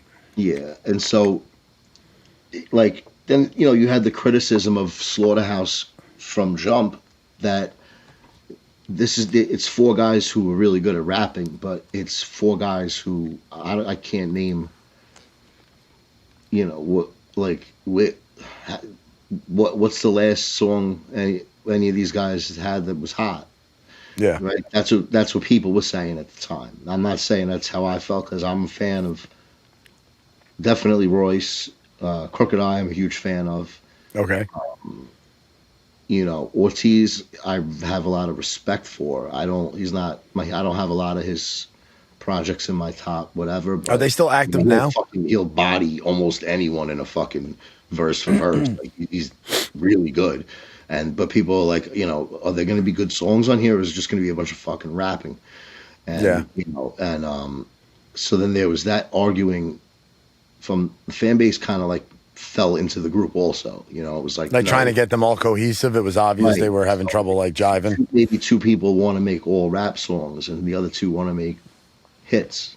And then it's Right? colliding and you fucking. And now That's it's like when you have. Remember, I would say this. You have that. You know, you're along the same path, right? Now, if one of you are off a degree, it's fucking. You're right on the same path for a long time, but as you move forward longer and longer, it starts separating, and you end up, you know, 100 miles down the road, you're hundreds of miles apart, or you're, you know, dozens of miles apart, just from a one little degree separation, you know. And then the longer and the more further it gets more and more obvious. It sounds similar to that, huh? Yeah. It's Yeah. like it's like you know, the first album didn't do well, and then the second album it was like this time it's gonna be, you know, and it was like just as fucking bad, you know. Like, Yeah, and I'm sure whenever you have like multiple people, one person's doing better than the other. There's always something about trying to be like, I should be there, or you know, I'm gonna, and like then all of the, you know, what you're doing, making music, you're doing it for all the wrong reasons again, and therefore, you know, it ends up showing in the content, you know. Yeah, and then, you know, like I don't know that Eminem has a track record of artist development to speak of. Like, he put out 50, but 50 was a completely 50 kind of put himself out, right? In a 50 sense, was a completely developed artist. Yeah, that's what I'm saying. So Eminem signed them and put him out, but he didn't. He already was ready to roll. Creating what 50 Cent was at all. I mean, like, Gangsta was already fucking everywhere when he already had tons of mixtapes out, right? Yeah, he had the streets berserk. Yeah, I remember when Eminem didn't come in there and go like, "Now here's what we're gonna do. We're gonna have." I remember people playing that shit in their car, and then people on the street at a red light are fucking singing it back. You know, like that shit was live in the city for a while. So, like, I can't think of anyone that he's been able to put together their thing, you know. And like, you got four egos of MCs of close to equal stature as far as mainstream visibility and success. And family in one case. Yeah. So it's like, it's a weird, like, it would be challenging for someone who's good at that to do that. It's got to be almost impossible for someone who's doesn't have any history of doing that to do that. Like, you know what I'm saying? Like, yeah, and that gives me a whole different respect for bands. I don't blame Eminem the way other people do for it, because it's like, I mean, I do. It's on him because it's on, you know, it was on his shit. But like, I didn't think he was going to be able to do a good job with that, because there's nothing that suggests he could. Yeah, he hasn't really done anything like that up till date, right? I mean, he brought Jonah. What's that guy's name? Jonah. Whatever. He kind of got more popular on that one track. Jonah something. Can't remember his name. What? Jonah Hill? No. Here, watch. I'll get it. He was on one of those tracks with him recently, but he was another artist I think that already had a pretty solid underground following. I don't know, man. I can't remember his name. Don't sweat it. No, it's just like I said. I think that Slaughterhouse was a good idea conceptually, but I think that without someone to be like the producer of that project, meaning like I'll always default to saying Alchemist, right? Like, if Alchemist comes in and says, "Here's what we're doing," right? And don't worry about the hooks. I'm doing this with this and blah blah blah. Here's what I need you to do. You would get a good album. Yeah, you gotta trust in the vision. Right. If you get four guys, if Eminem goes, you know, let me know if you guys need anything. They don't need anything, right? Like, I'm sure he did. Like, guys, let me know if you need anything, right? Yeah, there's no cultivation and nothing. And they don't need anything from him, and they're not. Even if they did, they're not gonna, you know, say it. Like, it's not that kind of game, right? So it's like, now you're just gonna let them sort it out. Like, what? You know what I'm saying? First of all, these guys are from different places in the country, okay? So they're not going to agree on the beats right out of the gate. It's going to be hard fucking getting everyone on the same page if they're picking the beats. You see what I'm saying? Mm-hmm. Somebody would need to be kind of quarterbacking that to really. A good team needs a coach. A good team needs someone who is in the role of making decisions.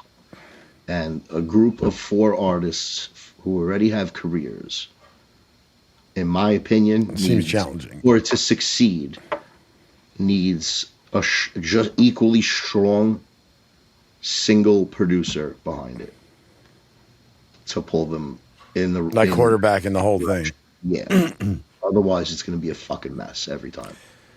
Yeah, and then a producer they have to trust too. That they, they just put out Mount Westmore, right, which is 4 West Coast icons made an album. Okay. It's fucking, you know, E40 and fucking Too Short, fucking Ice Cube. Okay. And it's fun. Snoop's on it, right?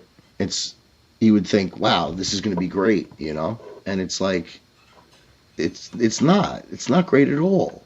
It's bad. It's very bad. When did this come out?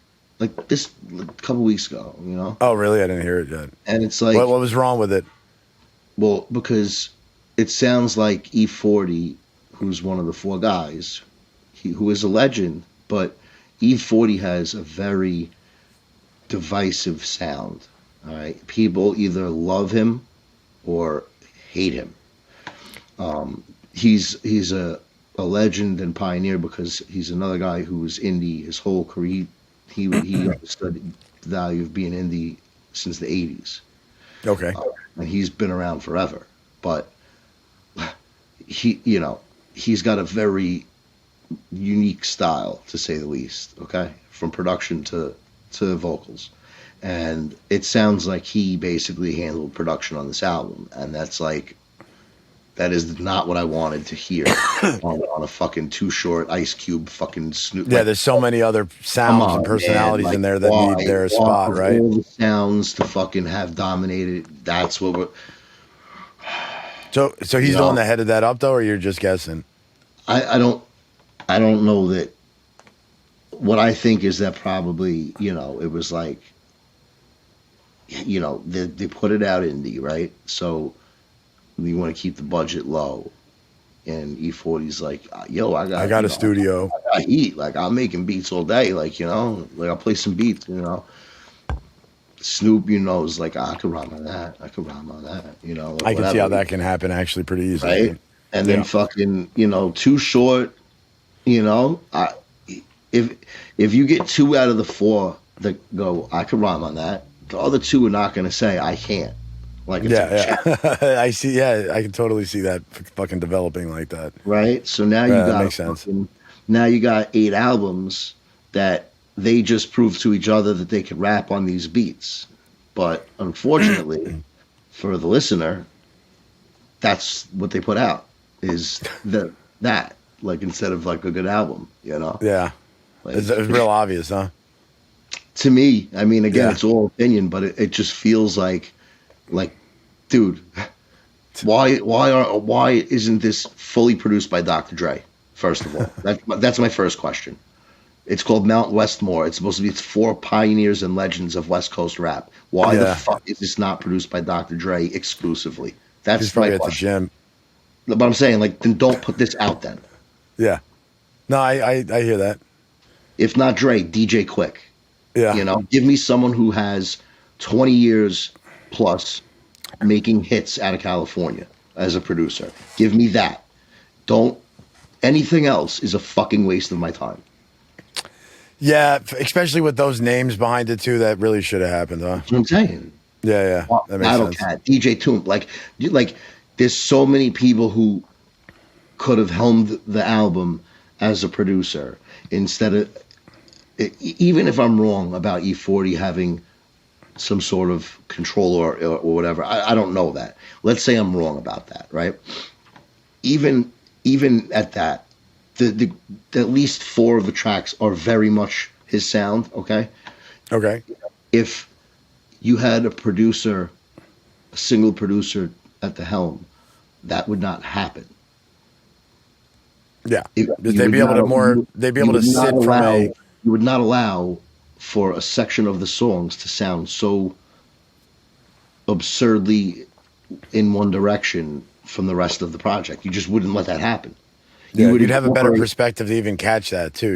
You might incorporate elements of his signature style and incorporate elements of it, but you're not gonna just put 4 of his beats fucking like you wouldn't do that. Yeah. So that my issue is that there was not one guy, who was like of that same caliber, production wise, a Mount Westmore, a legend of that caliber as the sole producer of the project. That I would be interested in hearing. A collection of fucking, these guys proving to each other that they can rap over the most fucking nonsense beats in fucking 2023, 22, whatever the fuck it is. Well, it's almost 23. Yeah. I mean, look, and again, is it the worst thing ever? No. But you're talking about 4 legends. So I'm sorry, I don't set the bar for being good at it's not the worst thing ever. Yeah, and with that, You're you would legends. expect Like, them I to really expect try you to do bring it. legendary shit. Not fucking not well, I don't want to kill myself. That's not really fucking passable to me. You know what I'm saying? Especially with names that have made a mark. You know what I mean? You expect them to kind of sit down and make sure this is going to continue that legacy, yeah. right? Yeah, exactly. Or it should be like a boosting of you know what you could do. I'll even give this easy way out that they could have done like a cheat code they could have done. If you take these guys all got 30 years worth of material, okay?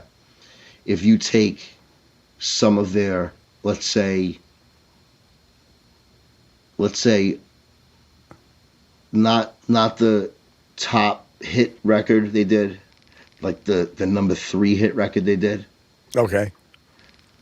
and you do a update remix featuring now all these guys on it. Yeah, that would be interesting to listen right? to. And you do an album of those. So like Too Short song, that, you know, it's like that. I'm not talking about Blowjob Betty or whatever. Like I'm talking about Fuck Faces. Okay, whatever. And so we do that. We'll do a remix to that, update it, you know, and we'll have Snoop on it, and we'll have fucking E40 on it, and Ice Cube. Okay, Yeah, that cool. would have been an interesting way to do it. And then we'll do Ice Cube. We'll do um, you know, we'll do something with Death Certificate. We'll do fucking Today Was a Good Day, or whatever. Nah, that's too big a song. Something a little less, like two levels less than that. You know what I'm saying? Yeah, I hear what you're saying. People don't want to hear you fuck with the classic. Yeah, and they don't want to hear that song again sometimes. They want to hear the really one popular. the one that like was dope, but like wasn't the main song. You know what I'm saying? Yeah. And because those guys got enough of those between them that you could have an album full of remix that done by different producers. Even you could have that would have been sick to listen to. Remix. That's a cool idea. Remixed by fucking Premiere, remixed by Battlecat, remixed by fucking whatever. Some new guys from now, what I'm saying, like more like trap, whatever, a drill, whatever sound is hot at the moment. Let them fucking have a swing at it, whatever. That would be exciting for me to hear, even. Yeah. But it definitely sounds like that would actually been interesting. Yeah, but this like non. It was neither cohesive or groundbreaking. So it's like. Yeah, I hear that. Okay, thanks for that you did that. That's about it. So with this Royce album, before we end up wrapping up here, are there any tracks that we hadn't talked about that you have wanted to make sure we covered, or some verses or something? Yeah. All right, hit me. I like the lyrical hitman Richard Kuklinski song. Yes, that was a fucking cool one. I like how they use those samples too. What's very cool about it to me, as not only a nerd of rap music, I am a dual major in wrestling nerddom. Mm-hmm. And the biggest star in the history of that business, one Stone Cold Steve Austin, derived his character directly from Richard Kuklinski. Really? Did not know that. Yes, that is a fact. Everything down to the goatee. Oh, that's cool. I didn't know that at all. He was watching a documentary on Richard Kuklinski at his house. It was on TV. And they described this guy as being just, this remorseless. And every time they would talk to him, like just the way the guy, like his face, like the way he looked and shit. And he's watching it and he was like, man, there's something about this, like, I feel like this would be good for a character, like for my, like kind of like that I'm just coming in to just kind of like kill the guy, just cold, emotionless, like matter of factly, it's just business kind of deal. And his wife at the time was a British woman. And so, they got different slang over there in it, right? Yeah, for sure. In it. So I mean, everyone in Britain talks like Ali G now to me. At least that's what I think. Ever since that show, I just assume everyone speaks like Ali G. Make, the weirdest, see. I've invented the weirdest stereotype ever. Yeah. Like, Yeah, when I went over to France, that's all I could think about was like. Did I invent the new racism? Like, when I went to France, all I could think about is just how much like that guy sounded really close to Ali G. He's kind of like Ali G. Like everything was going towards his British wife at the time. She came in the room and she had made him tea, and she says, hurry up and drink your tea before it gets stone cold, which is like what you say in Britain, I guess. Okay. And he's watching this documentary and he hears her say before it gets stone cold, and he's like, light bulb, light bulb, light bulb. Wow, You know? that's so cool when it hits like Yeah, that. You know, yeah, that's yeah. a And he cosmic was like, answer. he like looked over. He's like, "That's it. That's the name." And fucking, he's like, Stone Cold Steve Austin. So That's his the name. wife got to be part of that too. That's cool. She fucking was making him tea. You know. No, but she said it too though, which is Yeah, cool. You well, know, it she kind of did. brings her into it. And he kind of, you know, like, oh shit, you know, he was watching the documentary. So when I saw that this title, you know, I had referenced the guy, I was like, oh, I'm excited to hear how he puts this together. And it was like, I just love the way this guy raps. Like, I don't know how to say it any other way. Like, he has an ability to like ride different parts of the beat. Yeah, for real. He just kind of like slides her over the beat and Any given time. Yeah, he'll start going like inside pockets, and then then he'll do these like more like broad stroke kind of. I just like the way he raps. Like, it's really, it's so well put together, and so like, it's almost musical. Like there was parts where it was like, I think it was on this track too, where it's not singing, it's not, but it's almost comparable to it, where he's riding. That's what I mean about the pockets of the beat, is that he's able to like. That's what I'm like when I talk about that. About when I say like I don't like putting the drums early, and if I'm involved in making a beat, like if I'm in the room with you, fucking giving ideas or whatever, I don't want the drums on the beat until like the end, because to me, like there's gotta be a melody somewhere else first. Otherwise, you can really only rap one way.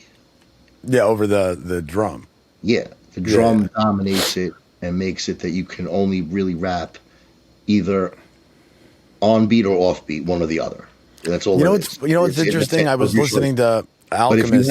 But if you have all these melodies at the same time, like commingling, if you have a strings fucking thing that and each of these things, as the person who's going to be getting in there to rhyme or whatever, like you have 7 different ways you can approach this beat, because there's all these melodies that are kind of like lending themselves to you.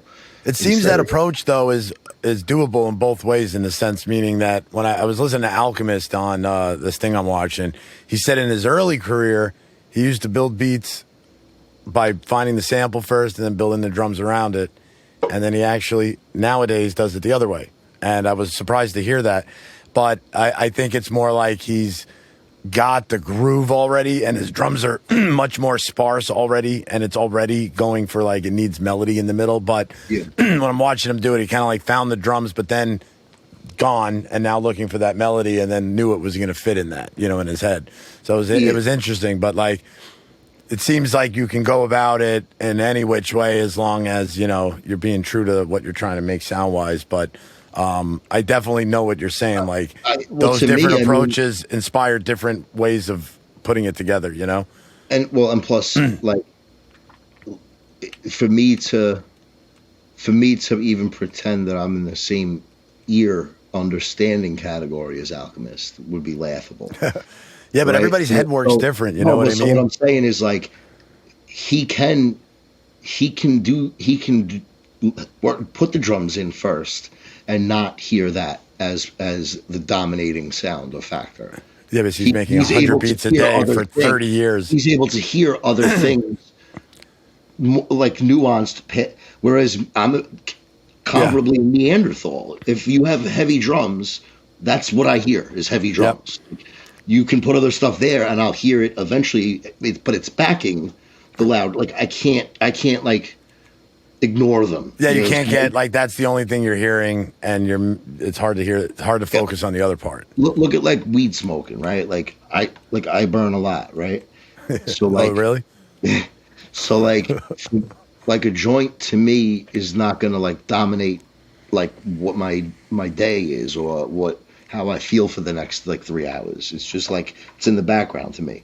Yeah. But someone that doesn't really smoke a lot, like if they smoke a fat joint, fucking Yeah, their plans might change. That's going to dominate their fucking next 4 or 5 hours of their life. That's a cool way to look at it, but it's just a matter of experience in a sense in that headset where it becomes more like a background. Right. It's like a background. It's not hit. So for me, like with production, like I totally hear what you're saying. You know what I'm saying? Like I'm a guy who has a lot of ideas and knows what sounds I like and want to work with, but I can't like sit here and go like, yeah, leave the drums. I'll just work out the melody. I'll just work out the melody from here. Like bull fucking shit, bro. Well, that's like some people will write a song first and then the lyrics, or they write the lyrics and then the song. If I haven't built the melody first with something else in some way, the drums is the melody now. Oh, you know what's wild? You know what from a perspective like yours, where you're a rapper too, you're constantly hearing that as it relates to the patterns too. That's what I'm saying. That might not be what I'm thinking, you know? No, that's what I'm saying. As I'm when I'm involved in any kind of producing anything, I'm thinking of it. Oh, I've heard it. On purpose, from the writer's perspective, because I feel like, don't fake the funk. Like, that's what I know. I should bring that to the table, right? Like, and like anything that can help you do more of that or influence more of that out of you, you want in there. Yeah. Right. Like, well, I'm not going to come in here and go like you don't know how to program your drums, bro. Yeah. What? You know what I'm saying? Like, that's like a ridiculous statement. So, bro, did you just sequence that hi-hat? Right, exactly. It's like there. Ugh. But on the other side, I could say like, let's have like can we have a melody that runs this way with a horn, and then maybe we could do something with a piano on the opposite side. Like, I could say that. Yeah, right? That makes sense. And then it's like, that's because like for me, I'm thinking of writing and the way I would want to like approach it.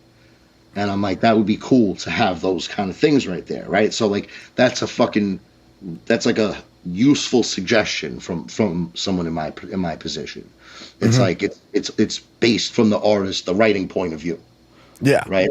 So like, that's I think part of Alchemist's genius, in my opinion, is that he knows how to fucking make stuff for certain people. Oh yeah, he's so good at. I haven't seen a producer yet, and I'm sure they're there, but like I just personally think he does such a fucking good job with that, really pulling out who that person is. It's like it spotlights them. Yeah, he knows how to what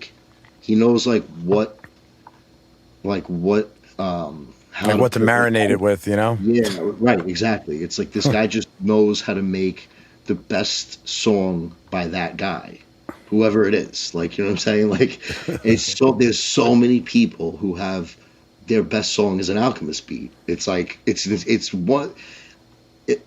don't know how they measure, legacies and all that stuff. There's no set way, I guess. But goddamn, if that doesn't count for something, right? If like so many of these people's best record ever is the one they did with you, like going back, that's gotta count 20 years, right? Yeah. I mean, like maybe like the full albums he's producing nowadays, but like even singles and stuff, were still Alchemist beats. There was a time where he was like the new DJ Premier, in that you couldn't have an album come out, from New York without an Alchemist beat on it. That must have been such a sick ride for him, What I think is so cool about it is that when the sound started becoming more shiny, that was popular, he didn't adapt to that at all. He just was like, I'm gonna actually make mine more gutter, and I'm gonna work with artists like who have less followings and don't have big egos like this, and so I don't have to worry about it. and they want to work, and I'm gonna make sure they have fucking the dopest fucking shit, and that's what we're gonna do. So we want to hear Royce on an Alchemist project. Yeah, that would be my. I think that would be fucking sick. My dream collab for Royce would be an Alchemist fully produced album. With what feature? One feature, one strategically placed feature. Oh, only one? Maybe two, if you got two in mind. How many songs is the project? Let's say like between 10 and 13. I'm gonna need 3 features. Okay, let me hear the features.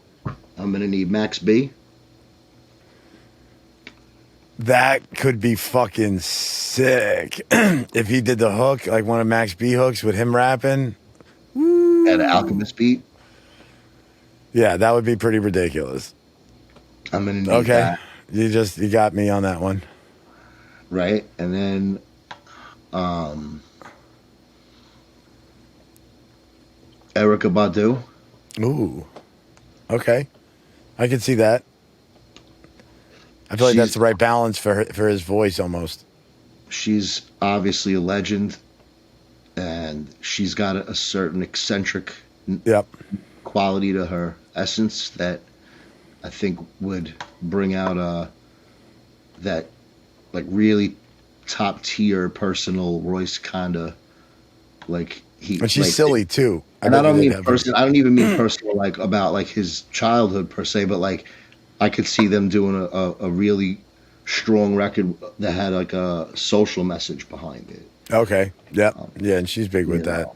I could say, or it could just be a song about love, and like the amount of ways they could go with an Erykah Badu feature on a Royce album produced by Al is just out to me. That's so I need those 2 features, right? Those are my first 2. No, that's good. That you hit me out of left park with the or left field with the Erykah Badu one, but that sounds sick. And then, I like her. I always liked her with that Tyrone joint. Shit always had me laughing. Yeah, phenomenal. Yeah. And did you ever see her recently? Maybe like 5 years ago. I think it was COVID. With that guy Mark that plays the piano, and he's like an internet sensation. He would play the piano, and he's always wearing a robe. Oh, I love him, Mark Ribble. Yeah. Yeah. And she did a thing with him, and they're both wearing like pots on their head and just making noises. I was like, she's fucking silly. Yeah, she's one of the if she was a man, she would be held in a much more like high regard. Like I can see that. I mean, that seems to always be the fucking case. As an artist are very admirable, and it's that when you're a woman that makes you difficult and a diva and all, right? But when you're a guy, you know, you're sticking to your guns and you're a good businessman. So yeah, you know, like I think she's got a bad rap. She's one of the most incredibly talented fucking artists ever, and I think it's cool that she's in a good space. It seems like so at this point, like where again, I think that's the reason why it would be a great collab is because they've both had a hell of a fucking ride, and there's no shortage of stories and probably shared experiences that you know separately in their lives, but like shared experiences that they can to make a song that would be worth putting as a feature on there. I mean, and then no weird outside pressure to fit into something. Yeah, that would be good. It could be any kind of song. You know what I'm saying? And so though that's my first 2, and for my third one. 13 songs. I got Max. I got Erykah. Let me go. Let's see.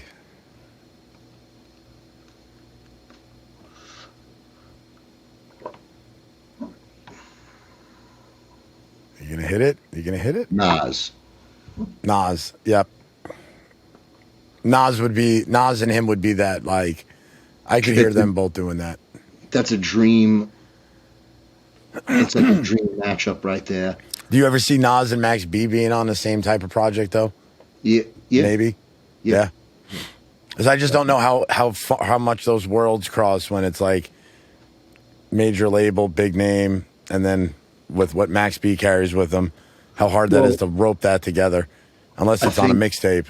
I think that the hip hop community at large will really celebrate when Max gets home. I mean, like people want him back, right? And I don't know that the situation is presenting itself or would, but Nas is especially you saw what happened when 21 Savage like it wasn't that he was dissing Nas, but like just he's a young kid. You don't really know what certain words even really mean, and like the way he spoke, it came off like he was kind of dissing Nas, and everyone came after him. Like people were like, yo, you're talking about Nas like that, like whatever. Nas, like instead of dissing this kid, he did a song with him. You know? Yeah, that's the mature thing to fucking do. You know?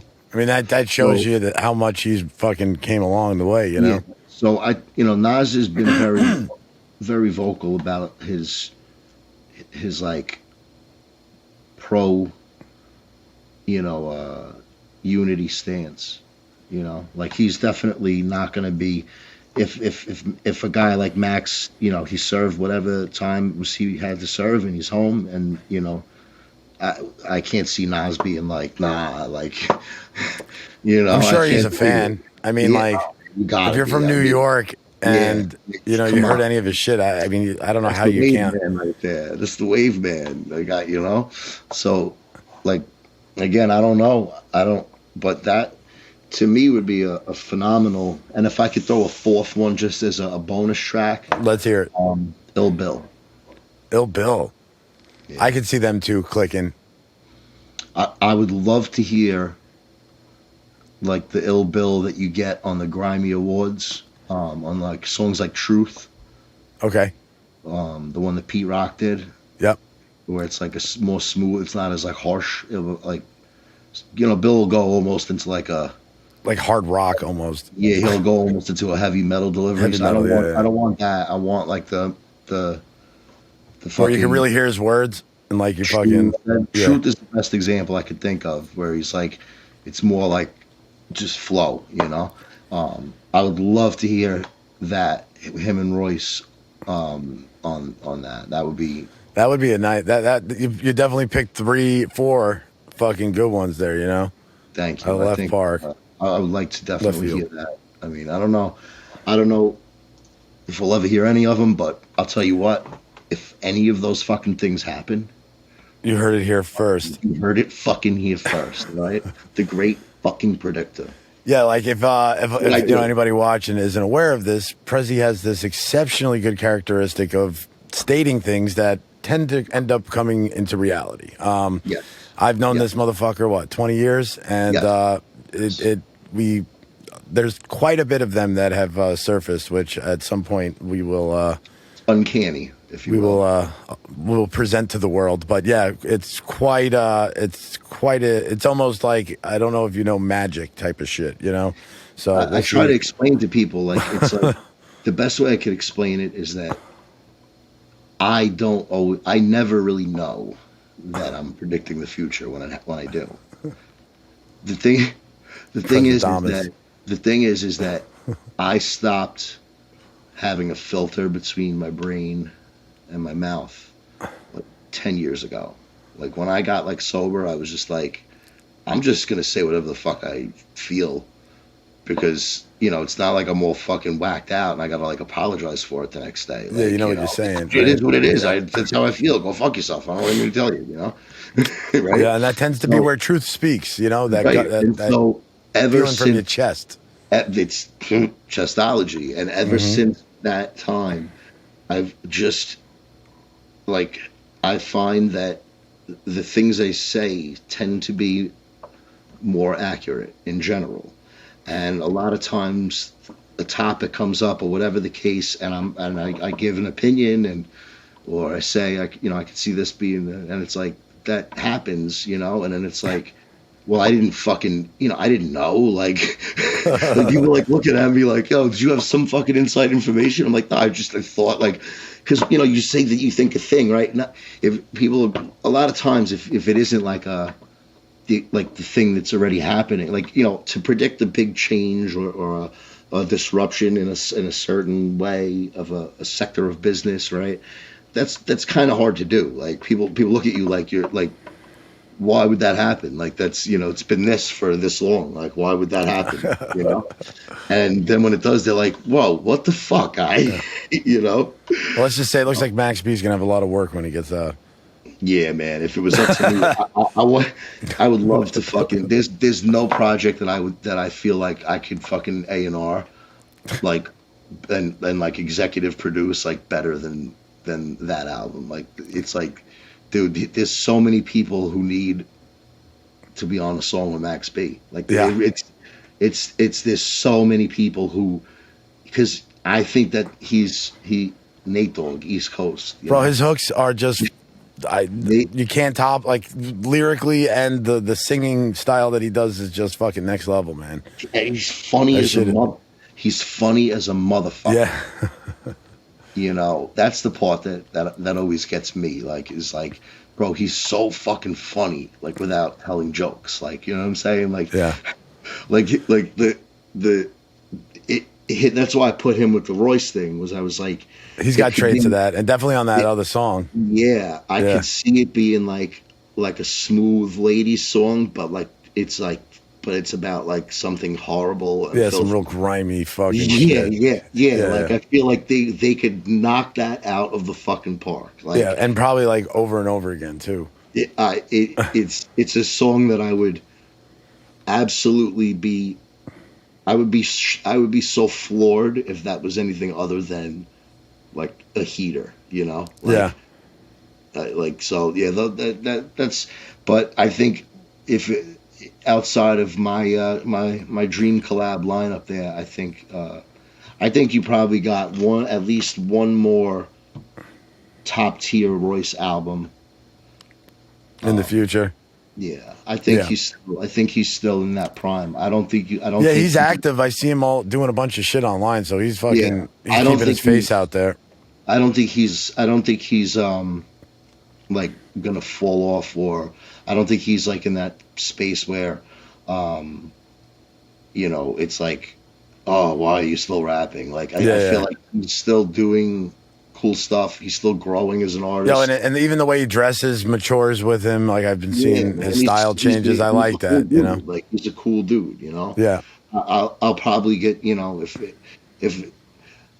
thankfully, you know, no one gives a shit about this show right now, so I can say pretty much whatever and no repercussions. But you know, I'll say it for the zillionth time, man. It matters to me if the person sounds like a cool person or if they sound like a fucking dweeb. Yeah. And it's like Royce he's a cool dude. You could just tell, like, this guy's a cool guy. Yeah. No. Yeah. Royce definitely fucking killed this album. I totally got a whole new outlook on who Royce is, what the fuck he's capable of. This album did a phenomenal job of flexing that from every perspective. The tracks that were joke tracks were even top tier as far as the level of, you know, attention to detail, how clever it was, the way they approached it. I'm laughing. You got when you get Risa listening to Risa's my girl, right? And she's maybe not the biggest hip hop head, but when she heard this album, she was dialed in, you know, because she was catching those funny things, and then she fucking wanted to hear what else he was gonna say, and that made me realize how valuable that was in this project, you know.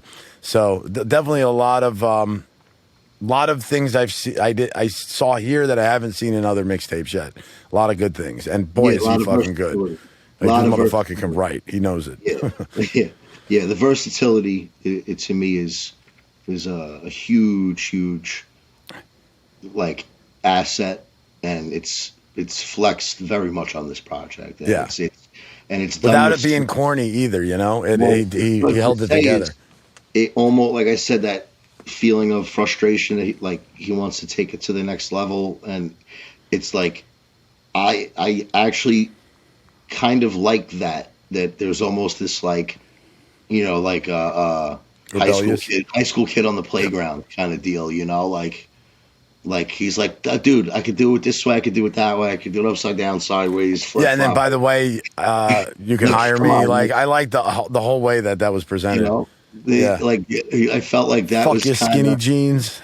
Like, but the whole, like, you know, the different styles, like we said, I really feel like it was him being like, you know, like, yeah, I could do all the fucking all the tricks, all the standard shit. I could do everything everyone else can do, and better. And, you know, also he, like, you could tell, like, it wasn't taking a lot of effort from him to do it. Like, it was like, it's very easy for him to do that. And so it looks like it's almost too easy. you could feel that there was like he's like looking for like I don't want to say looking for a fight. He's but, trying like, to challenge himself. He's looking for a challenge, and Yeah. like, and I think that that's what I think it played a role in him getting sober.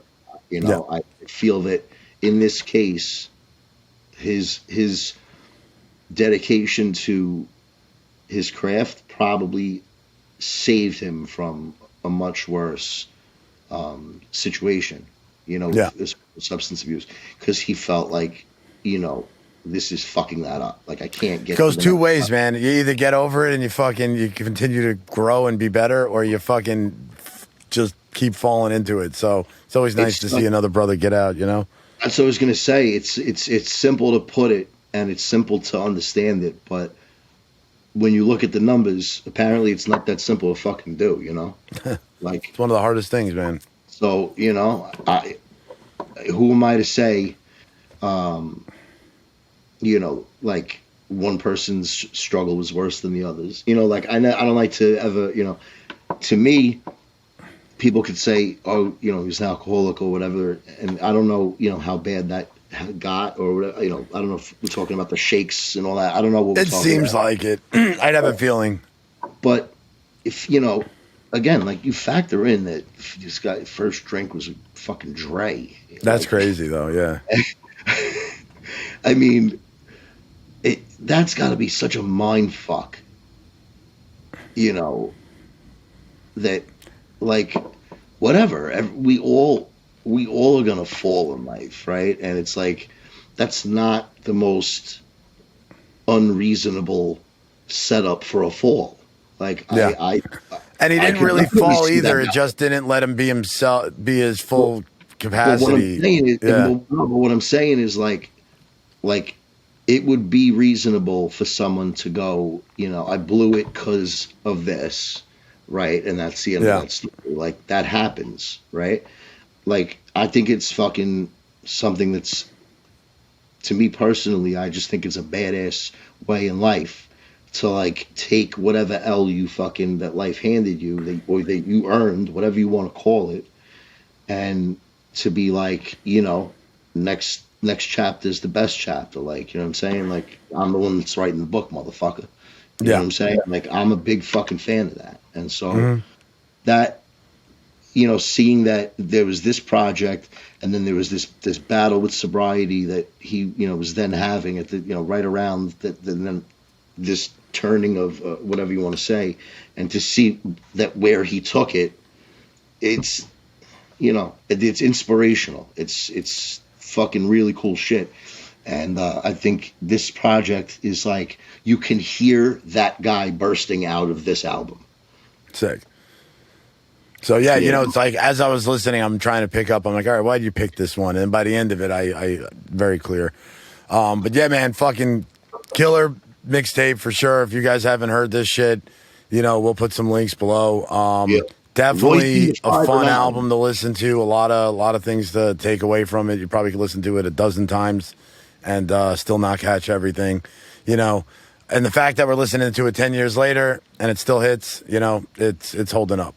Yeah, quality lyricism is always going to fucking hold up on some level. I mean, you know, that's just the nature of the beast. It's what shit's built off of. But yeah. Royce definitely.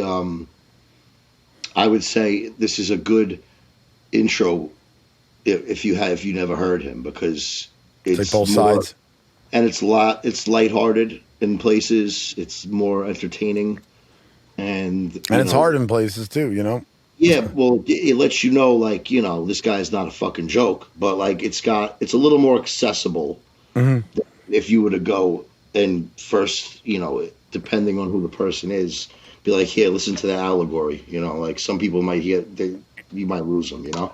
Yeah, like with Rock, you got to kind of be, like Rock Marciano, you got to be eased into him. Yeah, like almost, you know? Rock, you got to kind of like find like something that, like I always say, like you got to find something where he says enough cool shit that the person has to hear one of them. Yeah. You know what I'm saying? Like, there's no way you caught none of that. Like, you know, at that point, it's a lost cause, you know? But Yeah, no, like Royce he's more articulate. He's more like he's more, he comes from the MC battling. Yeah, he's extremely intelligent. You could just tell. Like he's you having know, fun with it, and he can do just Yeah. about anything with a word. Yeah, You know what I exactly. mean? Exactly. So like like I was saying, man, fucking dope album. Definitely check it out. And yeah, man, I think fucking another good recap. That shit fucking I just facts. loved. Always What's a pleasure, that? bro. Facts, always a pleasure, man. Always a Indeed, pleasure. man. All right, so signing off, bro. Have a fucking good night. Yo. We'll talk soon. Be Peace. safe. I'll talk to you on the next one, bro.